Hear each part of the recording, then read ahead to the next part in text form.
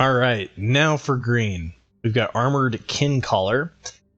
Armored Kincaller enters the battlefield. You may reveal a dinosaur card from your hand. If you do, or if you control another dinosaur, you gain 3 life. Sure, that seems fine. Your answer will probably be sure. I think that's filler. Right? Like, I'm not particularly excited about it.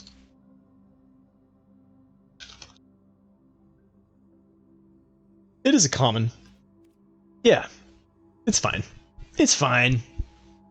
I'm more excited about the Hill Giants than I am the commons. What does that tell you? Alright, Basking Capibara. Aw, cute. These things are adorable in real life, right? If you don't know these, Google them. You won't be disappointed. You got a 1/3 for 3, or 1/3 for 2 with Descend 4.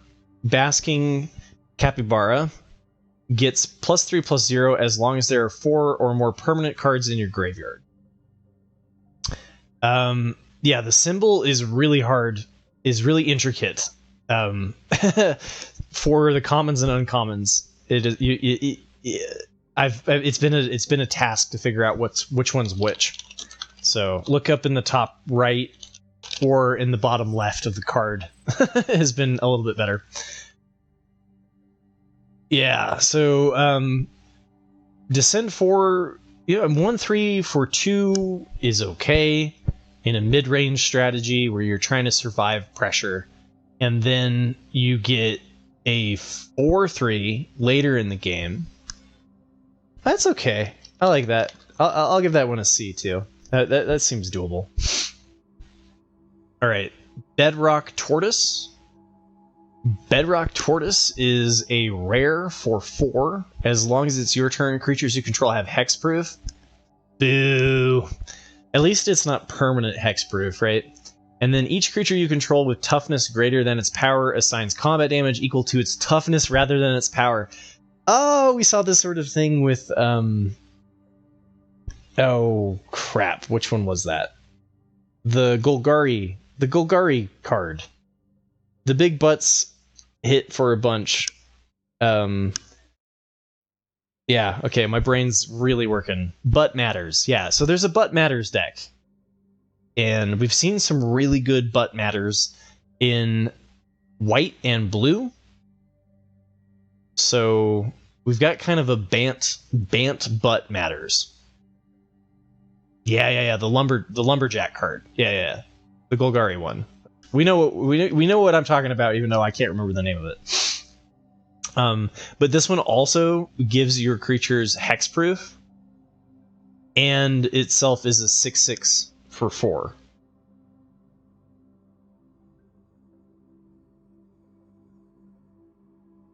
I like Bant Butts, and I can't deny. Yeah, no, for sure. Bant Butts seems like it's going to be a thing.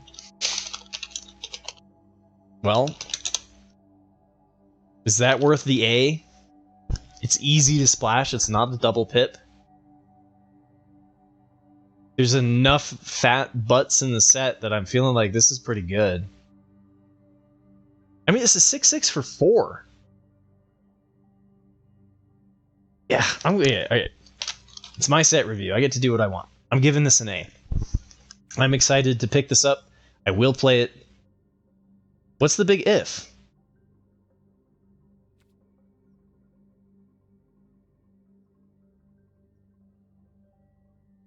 There's no if. Oh, it doesn't fight well. That's right. The big butts deck has some problems. It's not an actual if. Okay. It's true. That's true. So each creature you control, like if you have a bite or a fight spell, this is garbage. We've seen some 1/1 Death Touchers, right? Like there's a common 1/1 Death Toucher that makes this a little bit less unimpressive. Giving it an A is probably overkill, but I'm gonna do the Bant Butts thing for sure if I open up that Hack One Pick One, and I think it's gonna be good enough. Yeah, a 1/4 attacks for 4.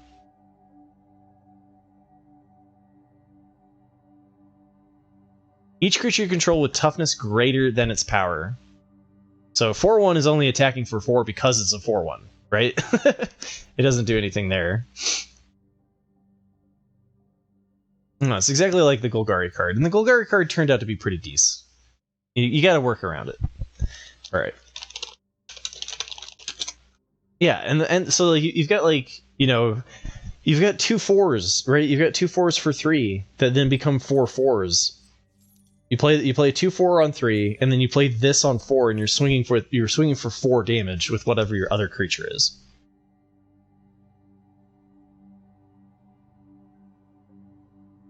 I gotcha. You like it that it's all upside and it's not affecting. It's not strictly assigning to toughness. Oh, that's actually a decent point. Yeah, because like a 4/1 would only hit for 1 if you switch the combat rules around. I don't know, Absinthe. I'm not sure that's fair to say. If you have a deck that's full of 1/3s and 2 4s and things like that, like you got to have a win condition. But you know, it's not necessarily that those cards just immediately suck, right? Like 3/2s suck. 1/4s are interesting. As long as there aren't a whole bunch of just like 4-powered cards that are super cheap. Well, you know. Yeah. I don't know. I'm gonna give it an A. Lumberknut. Ancient Lumberknut, thank you. Each creature you control with toughness greater than its power assigns combat damage equal to its toughness rather than its power. So it's exactly the same text. Yeah, you get a switch from being a defensive deck into an offensive deck. And it can really catch your opponent off guard, right? Alright, Cavern Stomper enters the battlefield, scry 2. 7/7 for... Okay, we got a common. 7/7 for 6, double pip green. Tap 4, Cavern Stomper can't be blocked by creatures with power 2 or less this turn. Yeah, sure. I'll give that one a C. I think that, like, you can't have that many 6-drops in your deck.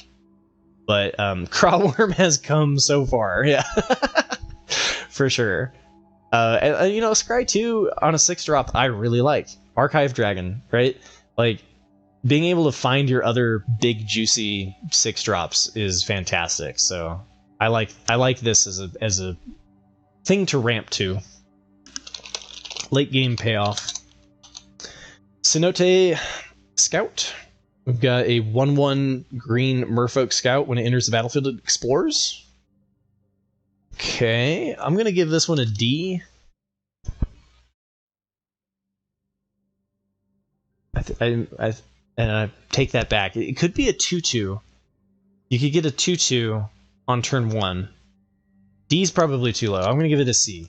I did that last time too. I think that like the Explorers thing, you're going to want a critical amount of Explorers.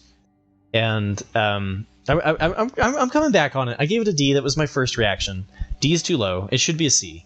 Because if you're playing this as a 1/1, you're either fixing your land or getting a +1/+1, right? It's different than the Simic Scry from Lord of the Rings. Yeah, okay. Forgive me for the D that slipped in there, you know? We just it happens sometimes. So we've corrected.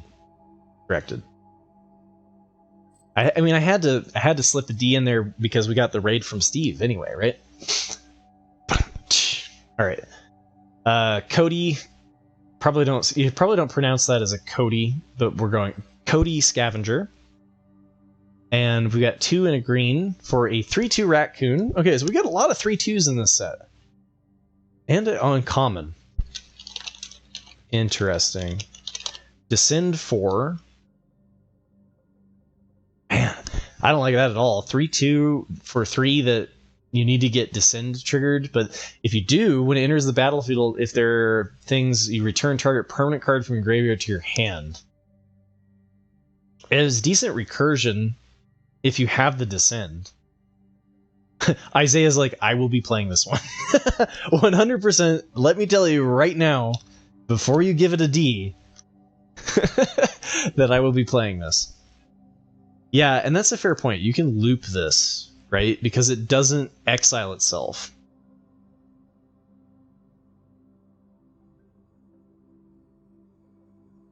So exactly. You just an entire deck full of Cody Scavengers. That's why it's uncommon. Yeah. So you can't get 5. But that doesn't mean that it's not going to get passed by people like me who don't like to do that sort of thing. Do you feel like this is going to be the well, I guess that one was at common, right? The stockpiling celebrants. I think that people are going to do some cool value loops with this, right? Like Sam Black is going to make this work. I think though in general, I'm going to give it a D. It's not my cup of tea, but if you're into that sort of value thing, then go for it. I just think the Descend is kind of hard to get to. I'm not sold on the Descend yet. All right, Colossadactyl. Wow, that one wins the best name, man. You've heard of Colossal Dreadmaw. You've got it paired up with a pterodactyl. Okay. 4/5 for 4 with reach and trample. Simple, straightforward. Decent stats. Good on defense, good on offense.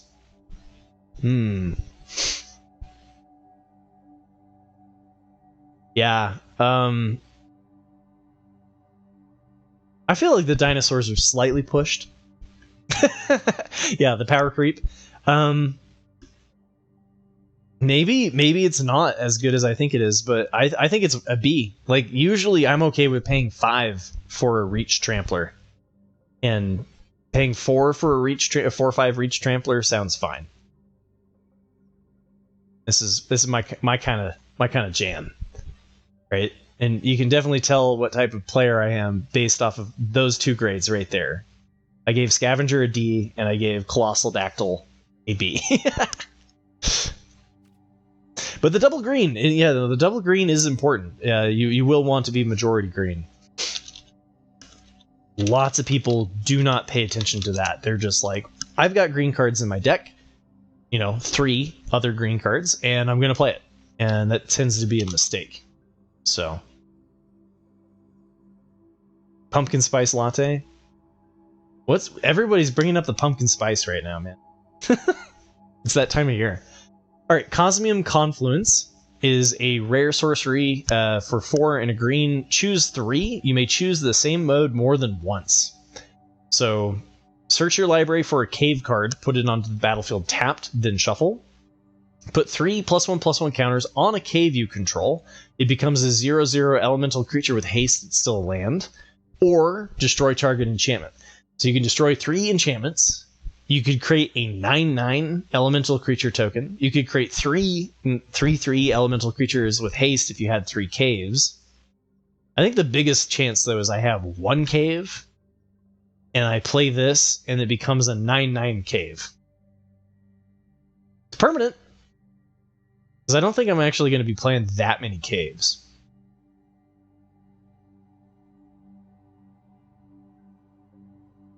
There are 2 modes for this card. Make a 9/9 or search out a 6/6. That's true. You could get the cave card, then put 2 +1/+1 counters on it. Yeah. Fetch a cave and make it a 6/6. Or have payoffs of having the cave already. I gotcha. And then some enchantment hate. There's some decent enchantments in the set.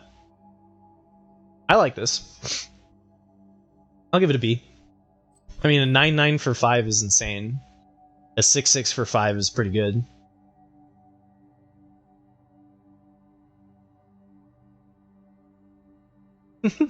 Or be boring and make 3/3/3s. I think 3/3/3s might be better than 1/9/9. It depends on the removal in the set, though, right? And we've seen some decent targeted removal in black. So 9/9 more fun. 3/3/3 is way better. Yeah.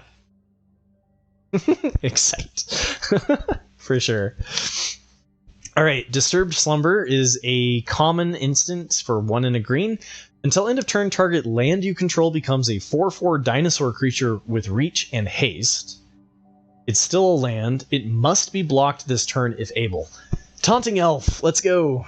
Or Prized Unicorn, or whatever one you want to look at, right? You can use this to snag a flyer. It does potentially make you lose a land, though. You gotta be scary. Yeah, or lure. Yeah. Must be blocked is always intriguing to me, though. I'm gonna give this one a C. I think that, like, without the must be blocked, I'm not sure I would actually really like it. But yeah, luring a land is dangerous, man. You don't want to do this early, right? The 2 cost is misleading, but that's going to be interesting. And like, technically, you need 3 lands to be able to do it defensively as a trick. So maybe a C is too high, but you know, like if I did minuses, I would give it a C minus, right? All right, here we go. Earthshaker Dreadmaw. So exciting. Uncommon, okay. Earthshaker Dreadmaw is a 6/6 trampler for 6, as all good Dreadmaws should be. And then when it enters the battlefield, draw a card for each dinosaur you control.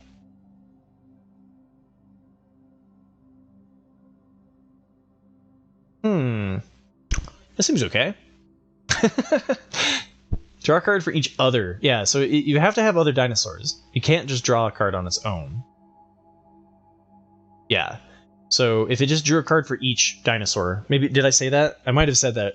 If I did, I apologize. It's each other dinosaur. So it doesn't just draw a card on its own, right?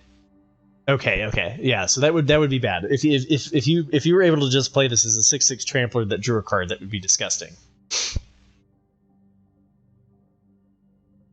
Nico, you're giving it a C?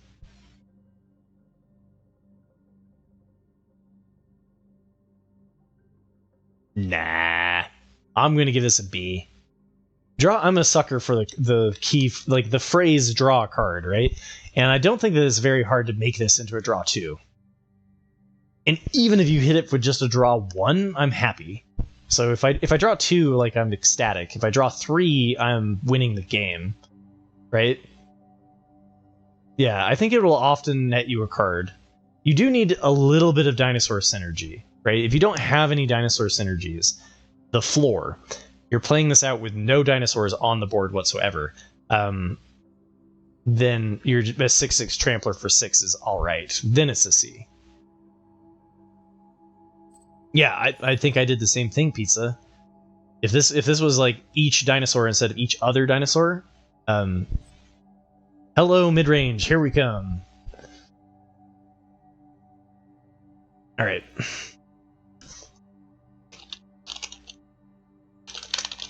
Explorer's Cache is an uncommon. Hey, just all right is my, like, that's top tier, right? That's the best compliment that I can give a card, is just all right. Don't you know? Explorer's Cache. Okay, Explorer's Cache enters the battlefield with 2 +1/+1 counters on it. And it's an artifact. And then whenever a creature you control with a +1/+1 counter on it dies, put a +1/+1 counter on Explorer's Cache. Okay. And then move a +1/+1 counter from Explorer's Cache onto another target creature. Activate only as a sorcery.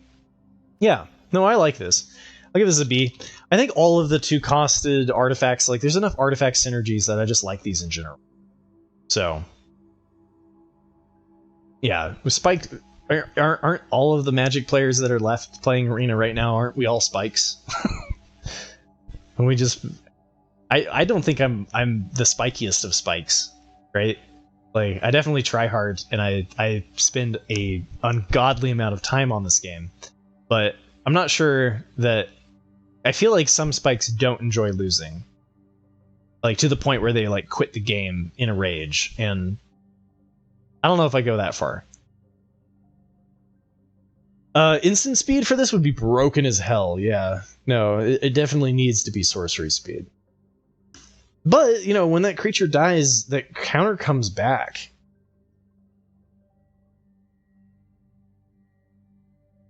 So, that's pretty cool.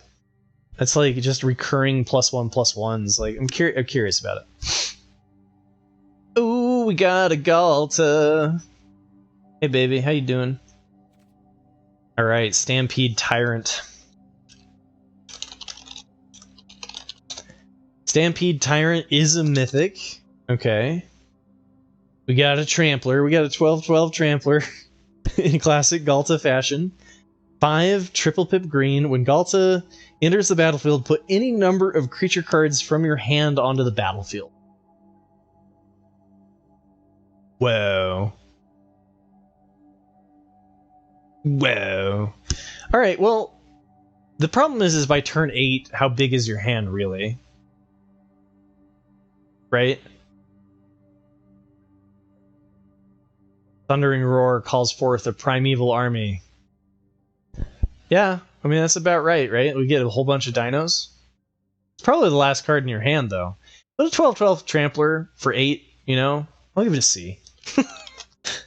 It's just not, it's not what Limited's about, right? Like, if you're really gonna ramp and then pray that you find your Galta and maybe you also paired it with the Dreadmaw that filled your hand with, 5 cards right before you played Galta, like, I'm sure I'm gonna lose to this card. I'm just not really excited when I open it. So, I'm gonna give it a C.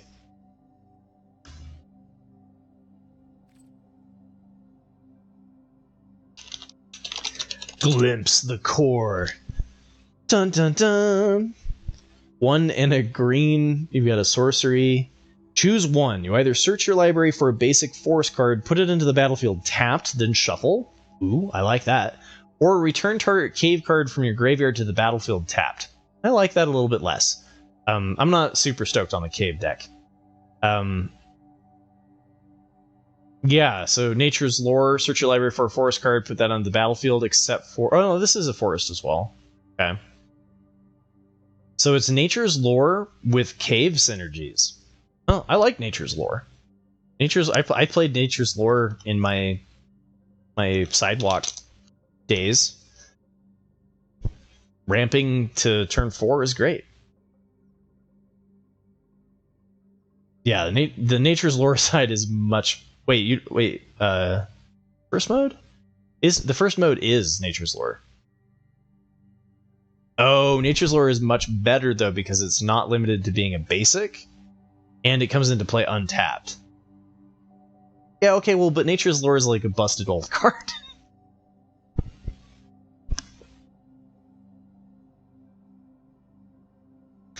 The flavor text is a contact reference. Yeah. Yeah. I can see that. Yeah, but it was 2 cost ramp, right? I mean, I'm gonna give this a B.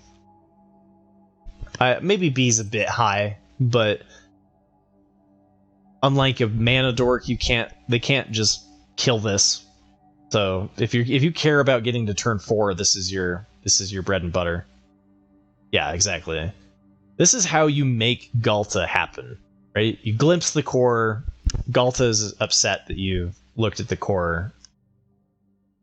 Comes towering out of the, rampaging out of the trees.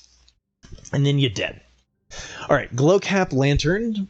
1 green artifact equipment. Equipped creature has, you may look at the top card of your library anytime, and whenever this creature attacks, it explores. So you can figure out whether or not you want to explore. Downside is that it's got an equip cost of 2. I hate an equip cost of 2. It's a recurring thing for exploration, though. And there are cards that benefit greatly off of triggering the exploration. It's probably worth the equip cost of 2. But I hate equip cost of 2. I'm going to give this a C. Yeah, you want this on the Merfolk, the 2/4 that whenever a creature explores, it becomes unblockable. Because this triggers the exploration for you. It's a combo at uncommon, but what was the name of that card? Merfolk, what's its face? Merfolk Cave Diver. Some synergies there. I'm a little less interested in it though. I mean, I just really hate. I really hate the equip cost of 1. Let's go. You know. The Growing Rights of It Lok, a legendary enchantment for 3. When it enters the battlefield, look at the top 4 cards of your library. You may reveal a creature card from among them and put it into your hand. Put the rest on the bottom of your library in any order. At the beginning of your end step, if you control 4 or more creatures, transform Growing Rights of It Lok. Okay. See if it transforms into something interesting. It turns into It Lok, Cradle of the Sun, which is a legendary land that taps for green. How is this not a cave? We're definitely in a cave. It turns into a Gaia's Cradle? Wah! Tap green for each creature you control. Whoa. It is a reprint. Okay. Well, It Lok has got my attention. 4 or more creatures transform this into something that mega ramps you. Cool. Cool. And it helps you find those creatures to make sure that you get them. Sure, I'll give this a B. How good was it in IXALAN?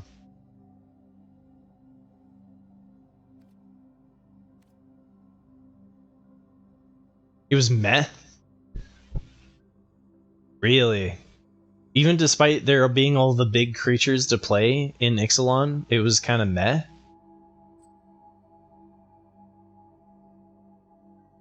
Oh no. Am I going to be one of the suckers then? B might be too high. Also, I think I called this glowing right. It's just got a, you know, it's got a nice glowing vibe. I mean, Gaia's Cradle really was only broken because of it was only broken because of being able to untap the land for infinite mana combos, right?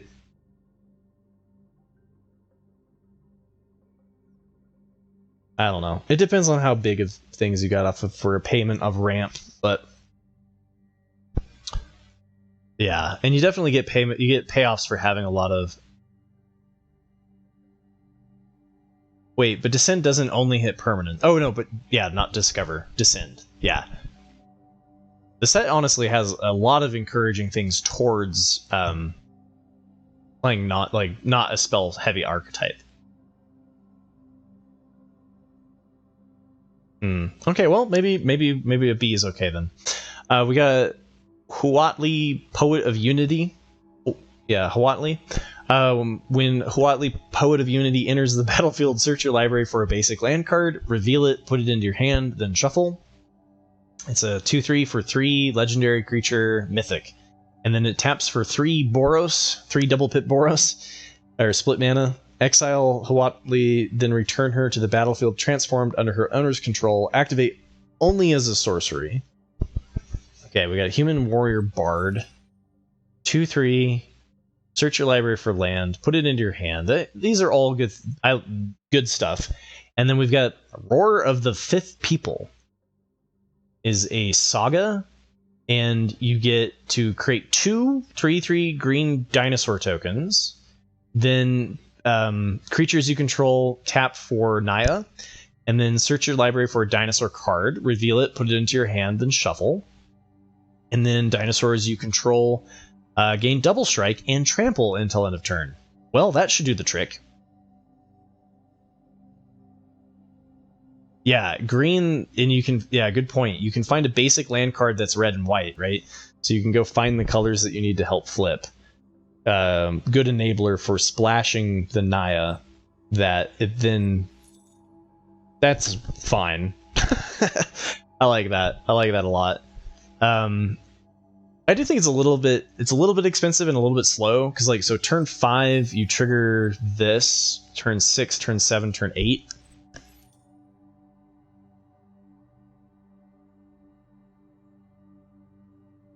Fixing, I mean, it's a B. I don't think it's an A, but definitely gonna try to play it and do the dino thing if you open up the Poet of Unity. All right. Watley's Final Strike. We've got 2 and a green for a common instant. Target creature you control gets +1/+0 until end of turn. It deals damage equal to its power to target creature an opponent controls. So we do have a bite spell. So if you are doing the 0/6 turtle Bant Butts, you're gonna want to get different. You're gonna want to get different stuff here, unless you want to deal 1 damage.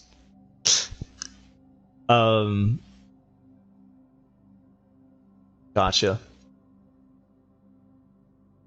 Yeah, no, it's fine. Was Clear Shot was Clear Shot bite or fight? I think Clear Shot was a bite spell, right? And it gave you a +1/+1. Yeah. That was a good time. Clear Shot was great. And this is very similar to that. It just doesn't up the toughness, and there's already a lot of toughness in the set. I like this. It's fine. I'll give it a B. Generally, I give the bite a B and the fight a C. Yeah. And it's a common. That's fantastic, right? A lot of times we see the bite spell at uncommon. All right, Hulking Raptor.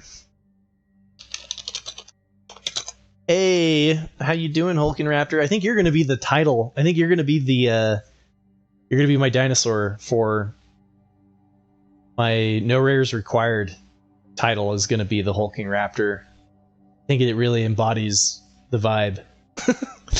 All right, we've got 5/3 for 4 with Ward 2. At the beginning of your pre-combat phase, add 2 green. I know, but I did send I did Sir Ginger as my cover for No Rares Required, right? And Sir Ginger's a rare. Maybe I shouldn't do Hulking Raptor. I mean, it's not set in stone yet. We'll see.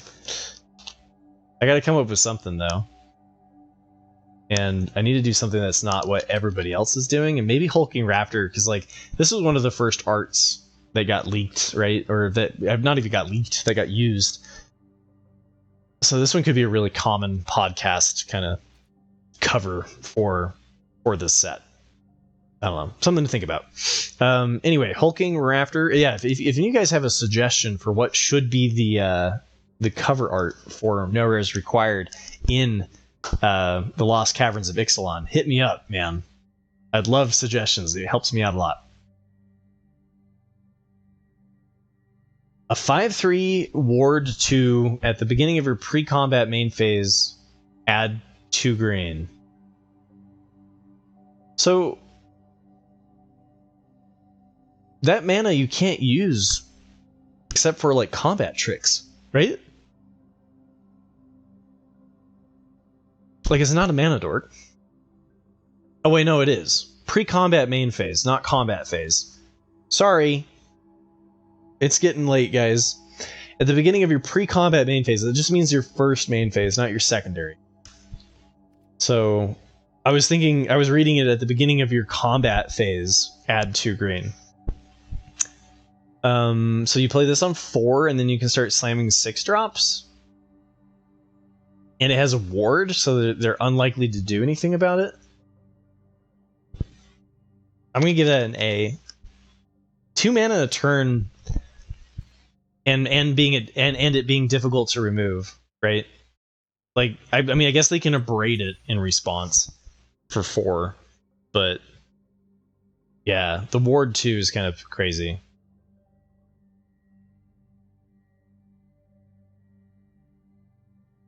Yeah, I first main stuff all the time though. I shouldn't. But you know, I'm doing that already. I don't mind playing my big, especially if it's a, you know, if you're looking at like a turn, like a 6 mana or a 7 mana pre-combat. Yeah. That seems okay, right? You're out-ramping your opponent by a ton. I mean, I can see why this is a hyped card in the set. That is a key dino, for sure. Okay. In the presence of ages.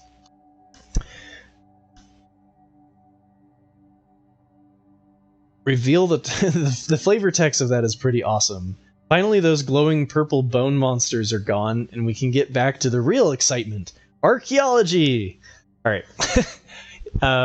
It's a common instant for 2 and a green, and reveal the top 4 cards of your library. You may put a creature card and or a land card from among them into your hand, put the rest into your graveyard. 2? Slow, Alright, I'm not down.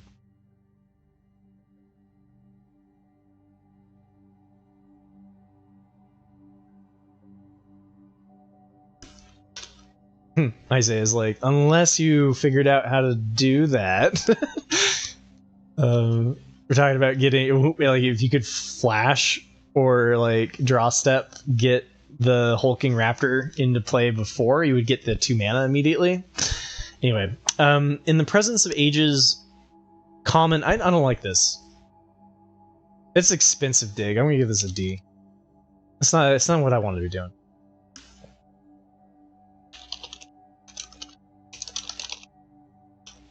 You'll notice I hardly give anything an F. Intrepid Paleontologist is a rare 2/2 for 2 that can tap to add 1 mana of any color.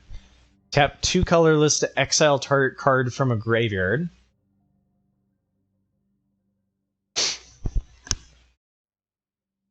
Oh, we got some graveyard hate. That's going to be really good in the set. We've seen 2 rares now, 1 in green and 1 in white, that are decent at messing with the Descend strategy. And you may cast dinosaur creature spells from among cards you owned exiled with Intrepid Paleontologist. We're not exiling our own dinosaurs to play them, though. I mean, I guess we are in a pinch, but if you cast a spell this way, that creature enters the battlefield with a finality counter on it. I'm more excited about this just hating on my graveyard, or my opponent's graveyard.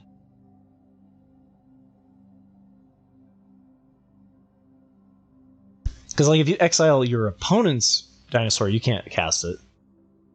Yeah, and if you have, like, Galta, sure, right? Sure. But it's a 2 mana dork, right? I mean, 2 mana dorks are great. I'll give it a B. This is not even just a ramper, right? It's also a fixer. So, very good reason to be in that Naya. Like, I like that the fact that they made the dinosaur thing Naya 3 colors, and then they gave you the fixing to make it work. And same thing with the Grixis Pirates having a lot of treasure to make that make it work in and of itself. All right. IXALAN's Lore Keeper is a uncommon 1/1 human druid for 1, and it taps, add 1 mana of any color. Spend this mana only to cast a dinosaur spell or activate an ability of a dinosaur source. A 1/1 mana dork for 1, but only for dinos. Let's see. Depends on how. I think there's a fair amount of dinosaurs, but I haven't counted it yet. If everybody's playing dinosaurs and it's really hard to get into dinosaurs, then that could be even worse. Alright, Jade Seedstones. Uncommon. When Jade Seedstones enters the battlefield, distribute 3 +1/+1 counters among 1, 2, or 3 target creatures you control. And then it's got Craft with a creature. 3 +1/+1 counters for 4. It's kind of mid. Jade Hart Attendant. So for 5 and 2 green and a creature, you get a 7/7. When it enters the battlefield, you gain life equal to the mana value of the exiled card used to craft it. Well, if you got Galta in the graveyard, you know, that's plus 8 life. That's not bad. This is the other thing, too. Like, if you're going to be doing a bunch of crafting, like, then you kind of have that recursion. This is why I want to get rid of graveyards, right? Because of craft. It's not got trample. It's just a 7/7 that gains a bunch of life. That's I'm unimpressed with this. If you can spread this out along 3 creatures, though, that's a lot. That sticks around. All right, I'm gonna give this one a C. That might be too low, but I like my cheaper artifacts too. We'll see.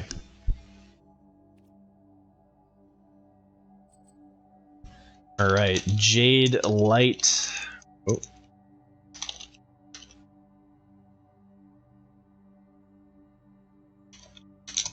This feels very similar to the tree. This? The Jade Light Spelunker? Probably this.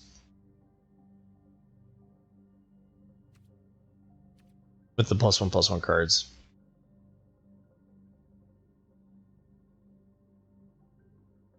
It is 2 spells, right? I mean, like, you get 2 things in 1 card, which is kind of cool. Okay, so Jade Light Spelunker is a rare merfolk. A 1/1 X and a green, though. Okay. So you're saying the tree from the OG Eldraine, Oaken Boon, was for 4, you get a Tree Folk Druid, 6/5, put 2 +1/+1 counters on target creature. Okay, yeah, it has similar vibes. 4 mana pump spell, 6 mana dude. Which was the Tenuvale Tree Folk. How did that play in Eldraine? Was it a standout card? You liked it? Yeah, I mean, maybe the Jade Seedstones is a little bit too low. I mean, I do like the fact that you can hit multiple creatures so that they can't fizzle it. Yeah, so you liked it for the reason that it was an aggressive thing that you could do with Gingerbrute. I gotcha. Yeah. Jade Light Spelunker. When Jade Light Spelunker enters the battlefield, it explores X times. Whoa! Wait, is there any card that cares, like, whenever you explore and it can trigger multiple times in a turn? Because it was like, some of them are like, this only triggers once. Because if there's ones that like trigger multiple times, then that's cool. But even if you're just doing this on this one thing, it's really good fixing, and then each time that you hit a land or put something into your graveyard, I guess if you keep revealing, though, a single non-land card that you put back on top, you explore again and it gets a +1/+1, so it scales, right? And it's always like, for 2 it's going to be a 2/2, so you basically go and find your best non-land, and for each land that was in the way, or you just get Descend in like one go. Yeah, you're gonna want to do this at every cost except for 0. I agree. I'm gonna give it a B.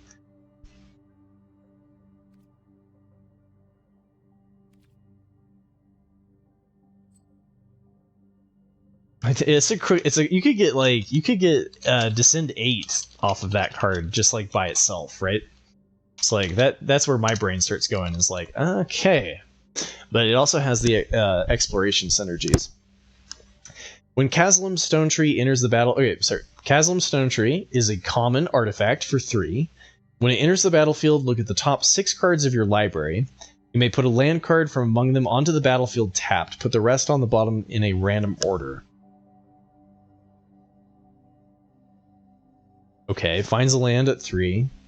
And then you can craft with a cave, specifically with a cave, to get a 5/5. And it's 6 to craft. It's fixing. It's mana fixing. I'll give it a C. Yeah, exactly, Isaiah. We got. You like to play with 4 colors. You would play with this, right? Look at the top 6 cards of your library. Put a land. That's pretty. It's not inherently fixing, but like, it's okay. I guess it's more ramp than it is fixing, though.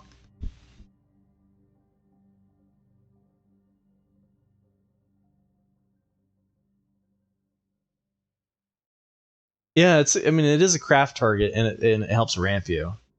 This would be like a C minus, because I don't like to splash. But 6 dig is pretty decent, man. Pretty good. All right, Malamet Battle Glyph. We've got a uncommon sorcery for 1 green. Choose target creature you control and target creature you don't control. If the creature you control entered the battlefield this turn, put a +1/+1 counter on it. Then those creatures fight each other. Wow! So they flipped the script. They've got bite at common, and they've got fight at uncommon. Whoa.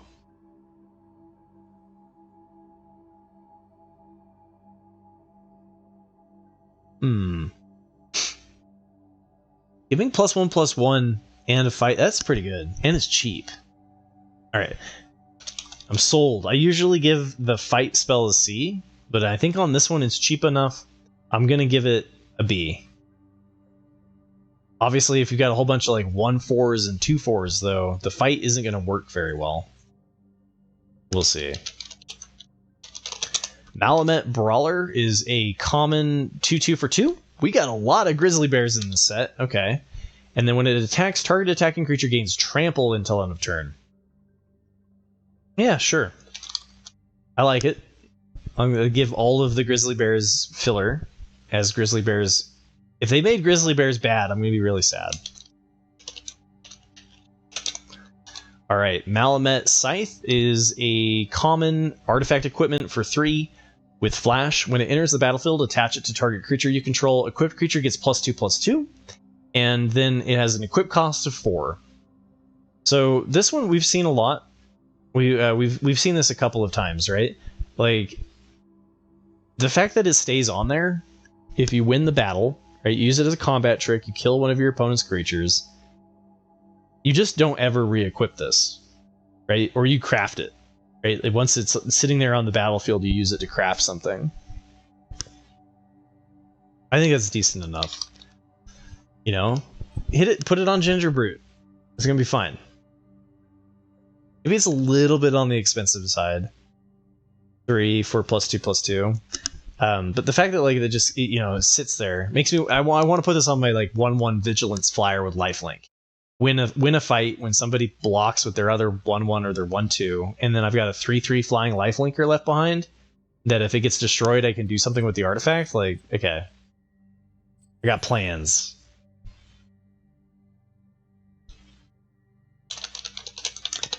All right, Malamet Veteran is a 5-costed common 5/4 with trample, and then if you have descend 4, if there are 4, you get a +1/+1 counter on target. Put a +1/+1 counter on target creature when this thing attacks.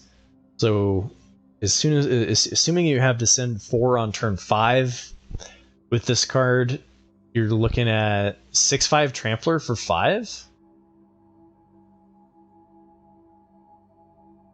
I like this. And it's every single time? Yeah, okay. I'll give this one a B. I'm excited about this one. I mean, trample too, right? It's got some heft to it. Mineshaft Spider. Mind the Shaft. It is a 3/4 reach spider. When it enters the battlefield, you mill 2 cards. Alright, good for Descend. And a 3/4 reach is decent stats. I'll give that a C.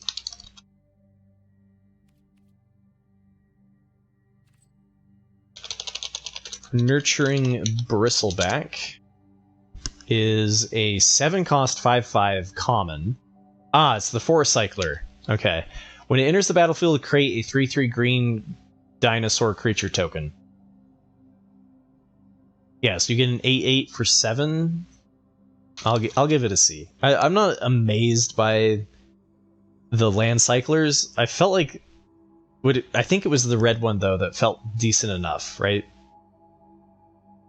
But this one just feels. I mean, it is across 2 bodies, but like, we'll see. I'm gonna give this one a C. And we made it. Oh, we made it. Okay. I've seen the picture for this. I have not read it though. All right, Oger Chasm, Deepest Growth, and we made it to the god. The most busted of all the gods, apparently. We've got a 6/5 Trampler for 5, off to a good start.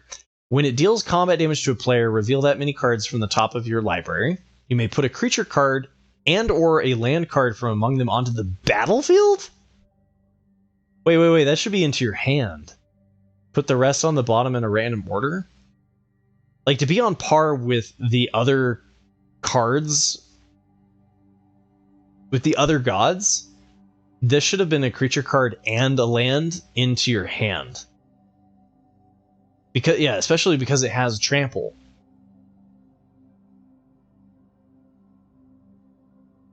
Yeah, no, this connects like twice, right? I guess it depends on what creature they hit, right? But yeah, okay, so then when it dies, return to the battlefield tapped and transformed into a land that is it taps for a green, and then activate only if you control 10 or more permanents, and only as a sorcery. Well, that includes the lands. So you got 5. If this connects, you got 6, 7. I assume you've got some other permanents into play. You're gonna be. It synergizes, right? The fact that like this makes it easier to bring back again is a real problem.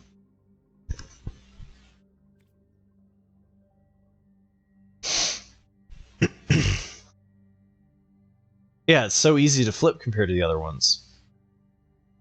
Yeah, we've got a whole bunch of artifacts. We've got an artifact card that's 3 cards in 1, right?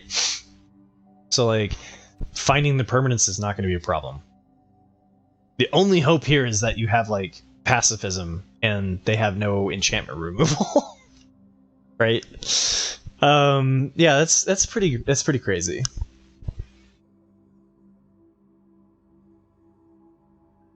Man, if that, I would give this a B like all the other gods if it put them into your hand. And even then it would still be good, right? A 6/5 Trampler for 5 is overstated. And then you would still be able to play more stuff than your opponent. You'd be drawing 2 cards over your opponent. You know? Oh, good point, Copen. Good point. There is non-basic land hate. You can kill a god while it's a land.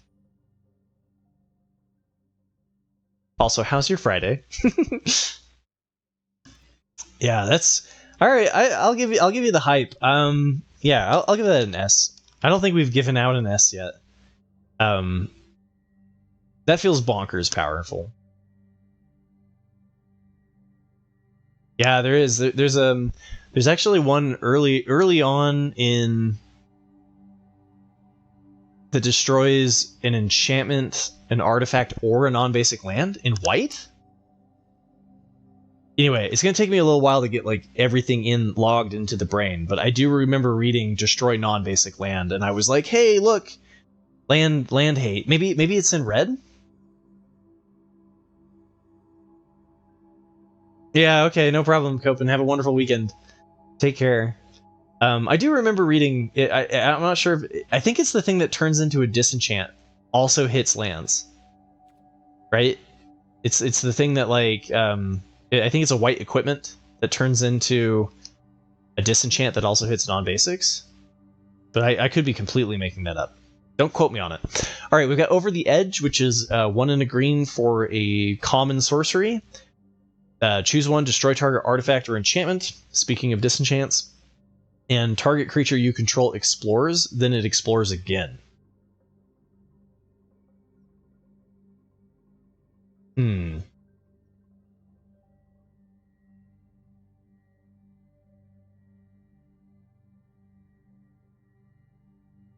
I like it. Right? Double Exploration is probably worth 2 mana. And then there's lots of artifacts and enchantments to hit with Disenchant.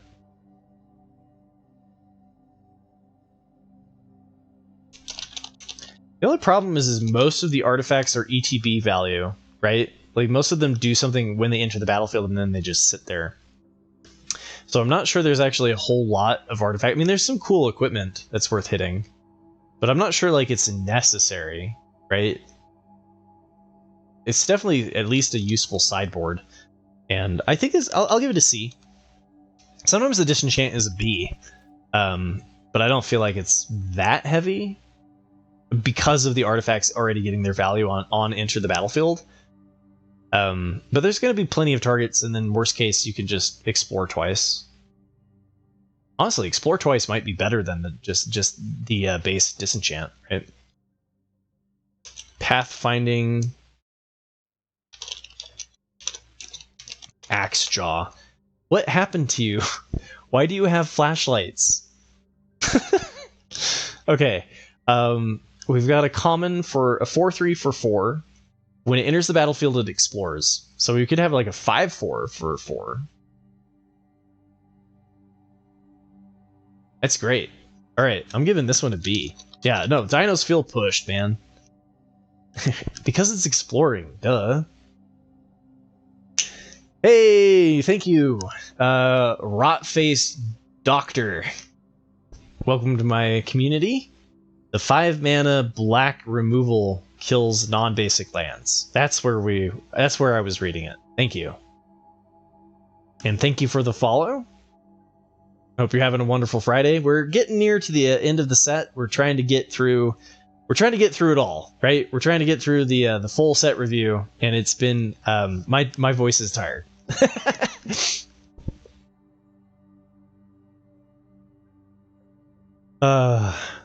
It sure is a Dino Rider's art. Yeah. I don't like the flashlights on the art on this, right?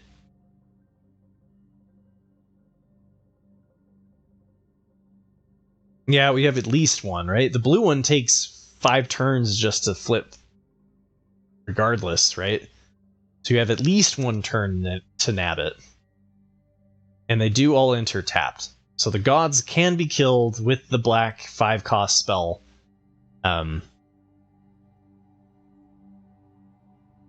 That, you know, that'll feel really good. That'll feel really great. All right, I'm giving this one a B. I think this is one of the better green commons. It does feel a little bit like the dinosaur theme is pushed. Kind of not surprised there. Poison Dart Frog. We've got a 1/1. This one was the one Isaiah was like, this is the most adorable one ever. It's a 1/1 reach. How is this not a 1/1 death? Oh, it gains death touch. Okay. It's a 1/1 reach. Tap, add 1 mana of any color. Yeah, so we've got this is the mana dork. Fixer. So I mean at common. And you can give it death touch.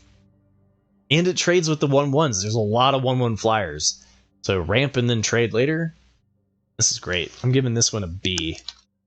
We're all ramping, right? We're all ready to play big. Yeah, it has it all.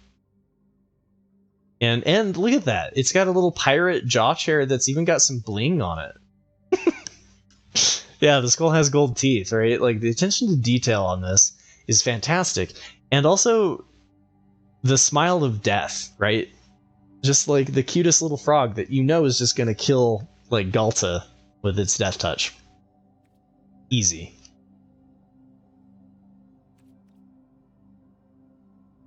All right, Pugnacious Hammer Skull. Ooh, my favorite dinosaur. The one, Dilophosaurus or whatever, right? It's impossible to say. Starts with a D, but it had a big old like skull, just a big old, and it would like, you know, it'd bash heads with other dinosaurs or whatever. That was my favorite dinosaur growing up, and so this is kind of making me feel that way. Although we don't really get to see what its head looks like. When Pugnacious Hammer Skull attacks while you don't control another dinosaur, put a stun counter on it. That's right. You need to have your friends, man. What is this? 6/6 for 3. Yeah, just hope they don't have removal. Let's freaking go. I'll give that a B.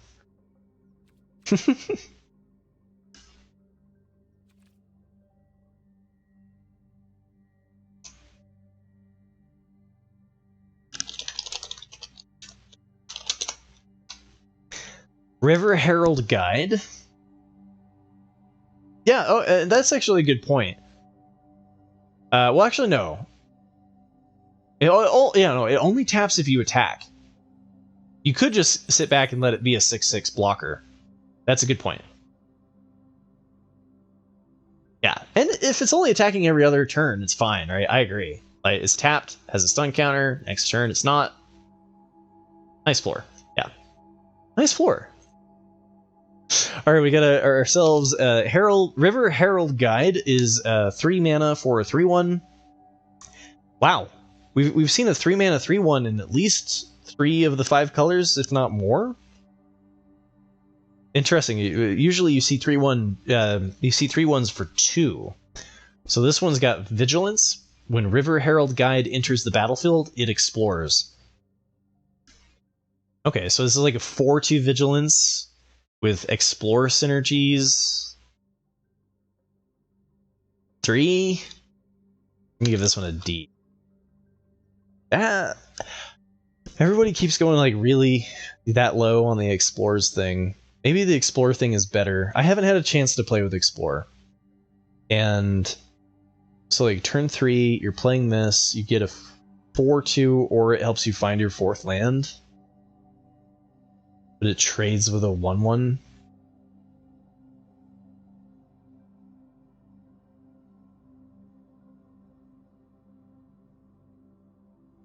Also Descend.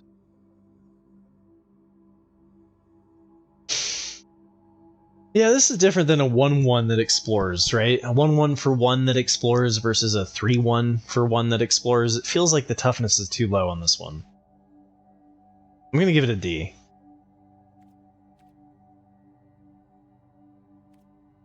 Okay. Alright, Seeker of Sunlight. We've got ourselves a 1/1 for 1 green, common Merfolk. Tap 2 and a green, Seeker of Sunlight explores, activate only as a sorcery. Now we're talking. You like a 1 mana 2/2 better than a 3 mana 4/2? So yeah, that's a good way to look at it, Isaiah. That's basically what I'm saying. So Seeker of Sunlight, though, I'm curious about this. So we do have a common, enabler for the exploration strategy. One of the things I was worried about is whether or not there's a recurring trigger, right? At least this gives us a mana sink so that we can explore every turn. I'm still not really high on 1-drops in this set, especially with the Discover mechanic. And just, you know, if we're an aggressive, if it's an aggressive set, then 1-drops are fine. If everything is going to be gummed up on the ground, though, you don't want 1-drops in your deck. So I'm going to give this one a D. But I think maybe it could be decent in the exploration deck. Alright. We've got to be getting close to the end here, right? We're at 217 or something like that? 211? Alright. So, Sentinel of the Nameless City. We got a rare. 3/4 Vigilance for 3. Merfolk Warrior Scout. When Sentinel of the Nameless City enters the battlefield or attacks, create a map token, which triggers the scry.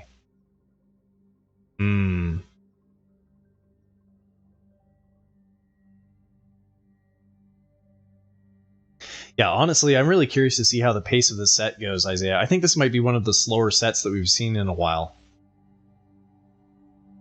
Because they have been really pushing the 1-drops. And I love it. As an aggro player, I've been loving playing the 1-drops. This is interesting. It's a 3/4 for 3, a great stat block, creates a map every time that it attacks, which helps you explore and make it even bigger. Right? Like, this is a B. I'll pick this one up, pick one, and run with it. Sure. The Skull Spore Nexus. 6 double pip green. This spell costs X less to cast, where X is the greatest power among creatures you control. Alright, we got a legendary artifact, Mythic. Whenever one or more non-token creatures you control die, create a green fungus dinosaur creature token with base power and toughness equal to the total power of those creatures. Wow. That's cool. And it's also whenever more... If several enter at the same time, it rises as one big dinosaur. That's interesting.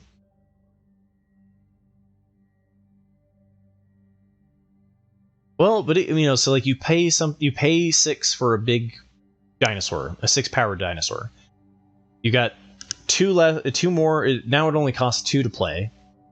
You play 2, and then whenever that big dinosaur that you just played dies, you get to create the dinosaur again, and then you can tap 2 and tap it, double target creature's power until end of turn.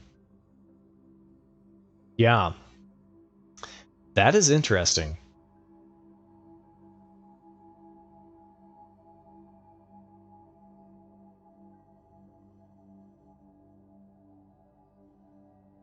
I like this. I like this card. So Skull Spore Nexus. How cheap do we... I think if I paid 5 for this, so even if I have a 3-power creature, I feel okay playing this? Yeah, exactly. You play a 6-power thing, you double its power, and then it dies, and you get a 12/12 dinosaur fungus creature, and then you double that. So you get a 24/24, right? Like this has got win condition written all over it.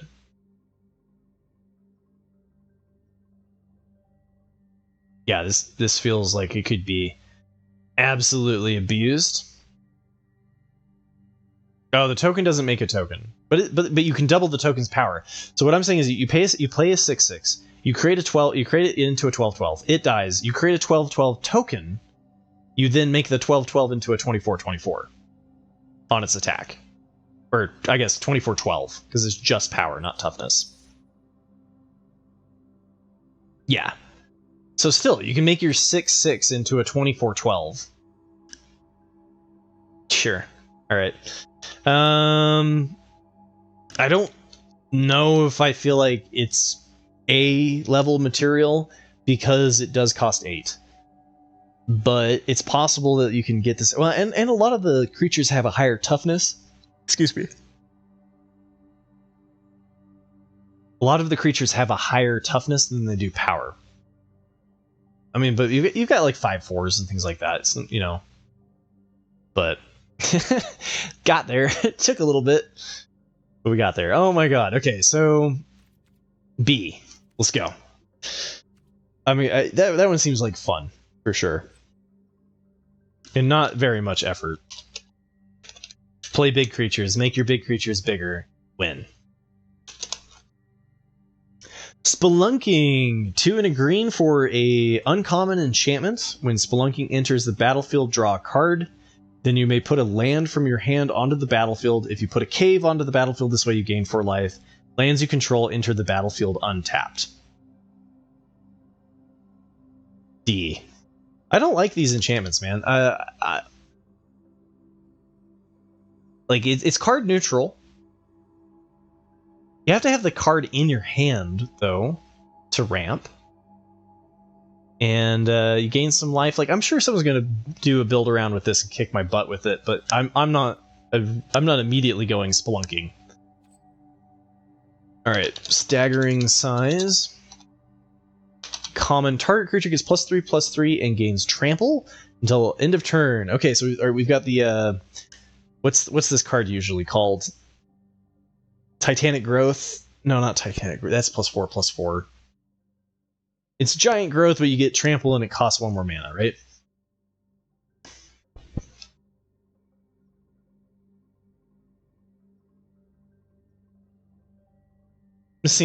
I'll give this C.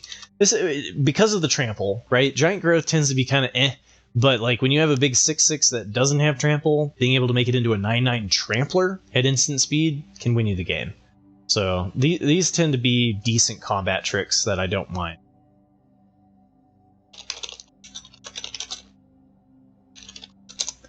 All right, we've got Tendril of the Myco Tyrant. Fungus Wizard? Hell yeah. Oh my god. This is, I gotta show this to my mushroom buddy. We got a 2/2 uncommon for 2 that taps for 7. Put 7 +1/+1, 7 double pip green, by the way, right? 5 double pip green, 7 total. Put 7 +1/+1 counters on target non-creature land you control. It becomes a 0/0 fungus creature with haste. It's still land. So you're just like, aha, I am landlord. I have flooded out, and now I'm going to attack you with a 7/7 mushroom or fungus every turn now. Yeah, that seems fun. You know, I'm not sure that it's great. I'm gonna give it a C, just because like you got to be ramping, right? And we've seen a couple of dorks. We've seen a couple of mana rampers, so like you could definitely do that ramp strategy. In the ramp strategy, it's gonna be great. And it's a grizzly bear, right? I still believe in grizzly bears, even though maybe they're becoming obsolete. I saw some 2/3s and now I panicked. 2/3s at like common too, right? 2/3 for 2 at common should not become a thing. Wizards. It's okay. In fact, actually, we could reverse power for a little bit, for just like one set. Will it mean that no card makes it into constructed? Sure. Most cards don't make it into constructed anyway. Alright, sacrifice Thrashing Brontodon, destroy target artifact or enchantment. Disenchant, 3/4 body. This is what I'm talking about. This is what I'm talking about. You used to get a 3/3 for 3, right? A 2/3 for 3 was acceptable. Now you're getting a 3/4 for 3. At least there's a double pip green. That 2/3 for 2 at common got you sweating too? Okay, good, Pizza. I'm not the only one. Alright, Thrashing Brontodon, it's a reprint. We've got an uncommon that hates on some of the artifacts in the set. Seems decent. I mean, a 3/4 for 3 is not actually that. I'm like making a big deal out of it. It's not that big of a deal. I do think I'll give this a B though, because like I do think that when you want to destroy a problematic artifact or enchantment, you're gonna be happy that you had that, and you can just like it because it's a dinosaur and has decent stats. All right, twists and turns. All right, twists and turns is a uncommon enchantment for green. If a creature you control would explore, instead you scry one, then that creature explores. Okay, so you just add your scry before the explorer. Cool. And then when Twists and Turns enters the battlefield, target creature you control explores. So we're getting lots of explorers. And then when a land enters the battlefield under your control, if you control 7 or more lands, transform Twists and Turns. When a land enters the battlefield under your control, if you control 7 or more lands, transform Twists and Turns. Okay, so there is a ramp strategy. We get Mycoid Maze. Okay, so there's a Mycoid deck. Mycoid Maze taps for green. It is a cave. I wish more of these cards that turned into things were cave cards. I do like the fact that the uncommon enchantments turned into caves. Alright, so you get a 3 and a green. Look at the top 4 cards of your library. You may reveal a creature card from among them and put that card into your hand. Put the rest on the bottom of your library in a random order. Very expensive dig.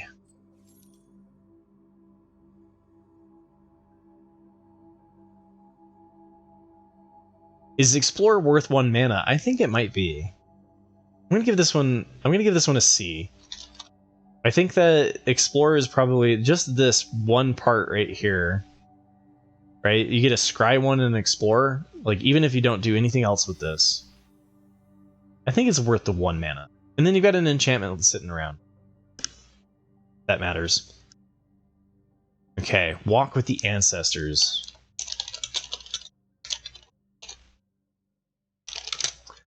Alright, we've got a common for green sorcery for 5. Return up to 1 target permanent card from your graveyard to your hand. Discover 4.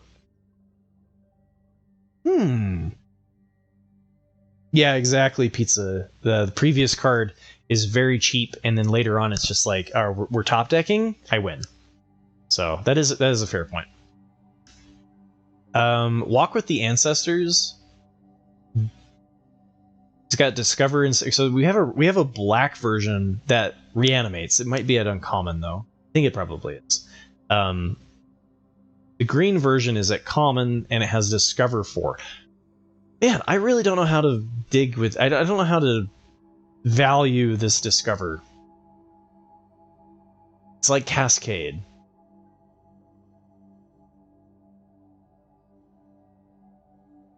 So this is kind of like a 1 green, like it's like a Raise Dead, but you have to be at 5 mana, and it's like Cascade but better, right? Yeah, because it can just go into your hand if you want to. And Cascade was interesting, yeah. All right, I'm gonna hesitantly give this a C, but I could be way off on Discover, man. I'm just like across the board, rating it pretty lowly, and you know, pretty low, and that could definitely be wrong.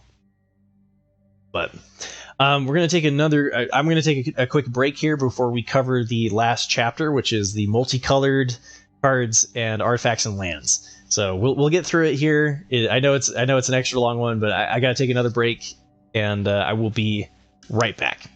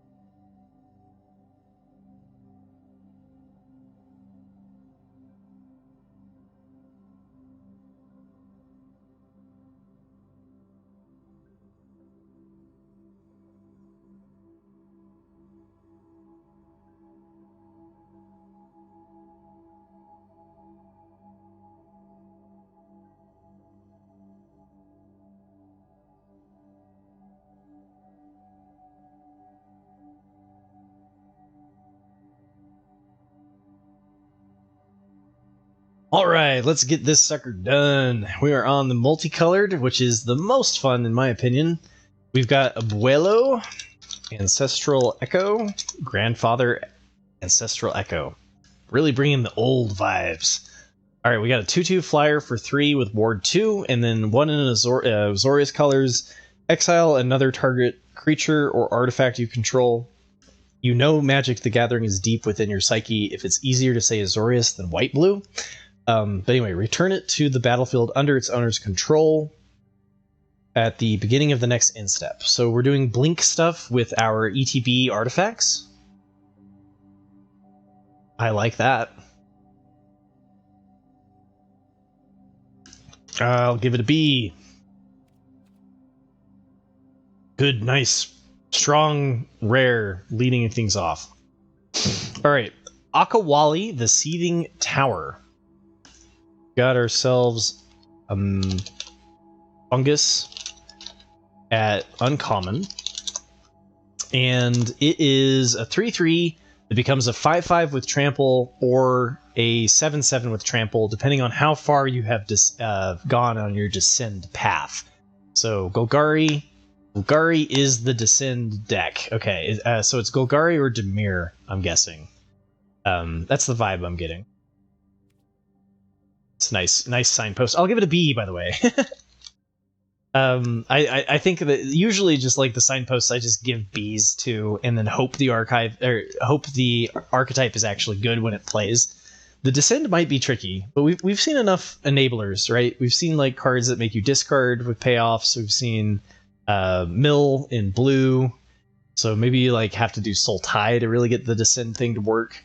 But we've seen some good mana fixers too, so I think 3-color might have some good synergies. And then we've got Amalia. Oh my god, Benavides Aguirre. I can't roll my R. Apologize. We've got a 2/2 rare with Ward, pay 3 life. Oh yeah, sorry. Good call. On the previous card, you also get an anti-menace effect. I skipped over that, so just really quickly, we'll just point that out. Because this is already a long video. As long as you get +2/+2 and can't be blocked by more than one creature. So you get a 7/7 that has to be blocked by a single card.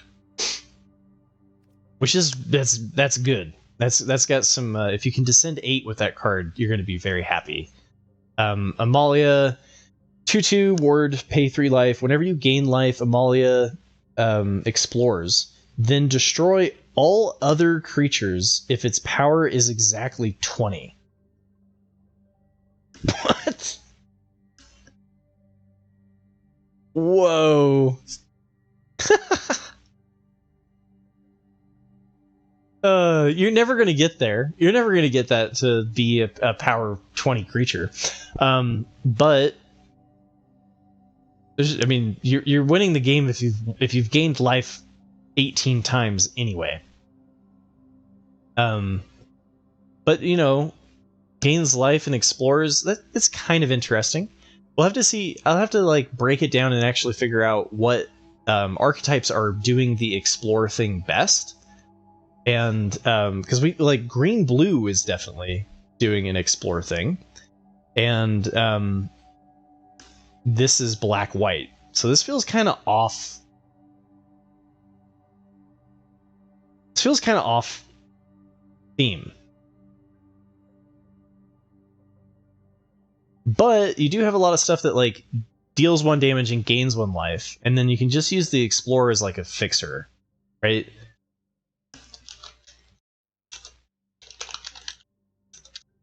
I don't think it's just a Grizzly Bear with upside, but it's kind of close. I'd probably give this like a B-. I'll have to go back and see how easy it is to actually gain life in black-white, but there were definitely a couple of lines. Yeah, exactly. I'll have to figure out how much lifelink and such there is. I know there's a lot of like draw card, pay 1 life, and I know there's a couple of lifelink creatures. Right, we've got the vampire, we've got the Black God is a 5/5 lifelink flyer. So, but that card doesn't need you to be exploring on top of it to win. So really, this pairs nicely with cards that are doing the drain ability, right? If you're doing the like, I deal 1 damage to you, I gain 1 life, classic Orsov kind of attrition, whittle your opponent away. Being able to explore is kind of cool, but it's also kind of like you're not really going to be able to trigger it that easily on turn 3 to gain the life to do the exploration. So I kind of feel like this might be a trap, right? Like I'm tempted to give it a C, because it could just be a Grizzly Bear with upside. All right, we've got the Ancient One, blue and a black for a mythic god. Whoa, it's a god that doesn't turn into a land. Hold the phone. Okay. It can't attack or block unless you have Descend 8. That's good because it's an 8/8 for blue and a black. Oh man, okay, so this one's got constructed vibes on it for sure. 2, a blue and a black, draw a card. I'm actually, the more that I think about, do I really want a Grizzly Bear with Ward 3? Okay. The Ancient One, you get 2, a blue and a black, draw a card, then discard a card. When you discard a card this way, target player mills cards equal to its mana value. Well, that can get to descend pretty damn quickly. You just have to discard like a 5-cost card and you're 6 the way to your descend 8. But that's still pretty damn slow. Definitely helps you get to the descend though. I'm gonna give this one a C. I'll give this one a C because it doesn't do anything until much later in the game, right? It can't attack or block. It just sits there as an 8/8, and the whole time that it's sitting there, it can get killed. And then you finally get it, and what? By the time that you actually get it, then yeah, sure, an 8/8's fine, right? But like you have to get the descend to work, and so you really need the descend payoffs for this to be good.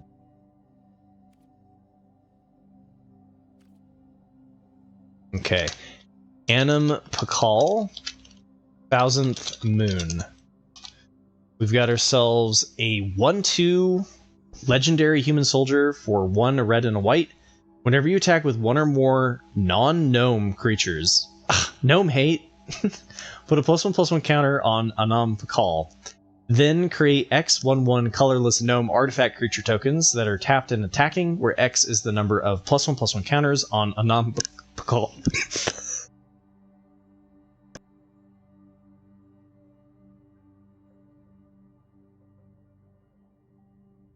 Excuse me. Okay, so 1/2 that gets +1/+1 as a counter, and then creates a bunch of gnomes. This is cool. If you can figure out how to put counters on Anam Pakal, which we saw in green, right? We have the one green. 1 and a green artifact that has the +1/+1 counter that you can move onto things. So this could be like a Naya card with some uncommon synergy there. And kind of gives you that go wide thing, right? But a 1/2 for 3, I guess it triggers the turn that you play it.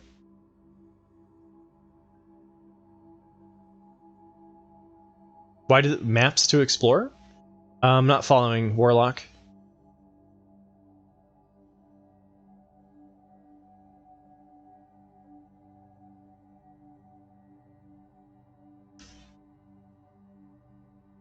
Oh, you mean to make the gnomes better? To make them into 2/2? I don't know what's the synergy with the mappers? Oh, if you put a what's the synergy? You put a +1/+1 counter on it through Explore. And then you can make it even bigger. I gotcha. Okay, so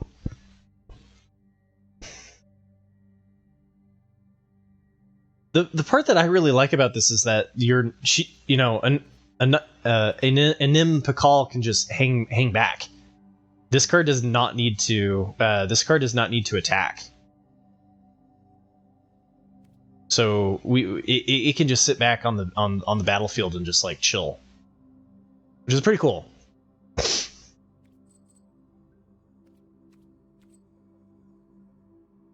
Yeah. So I mean, I'll give it a B. It's a little understated for me to feel really great about it. Bartolomé del Presidio.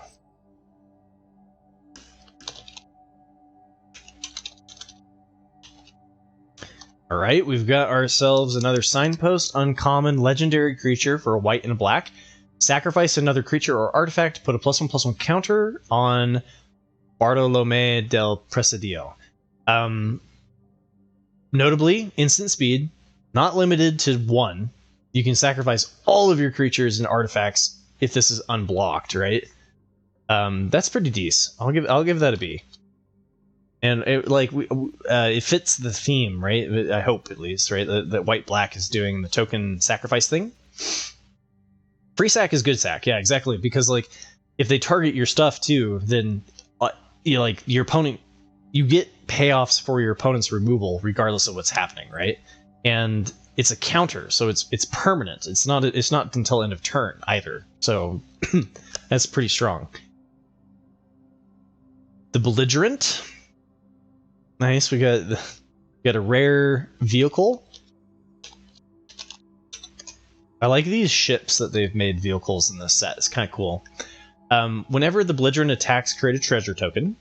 Until end of turn, you may look at the top card of your library anytime, and you may play lands and cast spells from the top of your library. Well, that's got some really good late game dig. That's pretty cool. It has to attack to trigger it, but a 5/5, on turn, like being able to attack with a 5/5 on turn 5 is decent. And then you may play lands and cast spells from the top of your library. Helps you find more additional late game threats. Yeah, all right. I'll give this one a B. I think the Crew 3 is a bit expensive, but not bad.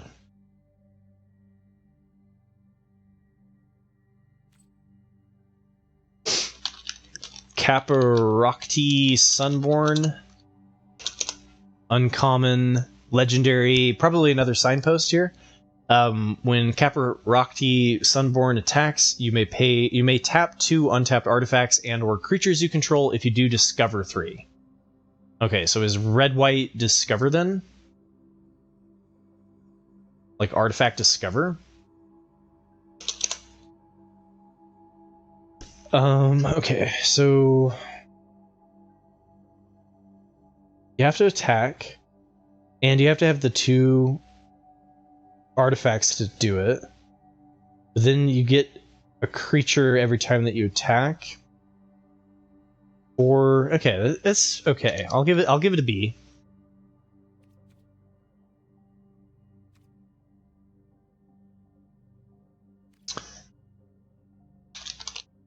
Captain Storm Cosmium Raider. We've got ourselves an uncommon. Okay, so pirate is Grixis, right? Pirate is blue, black, and red. We get a human pirate, a 2/2 for 2. Whenever an artifact enters the battlefield under your control, put a +1/+1 counter on target pirate you control. And the pirates come with treasure.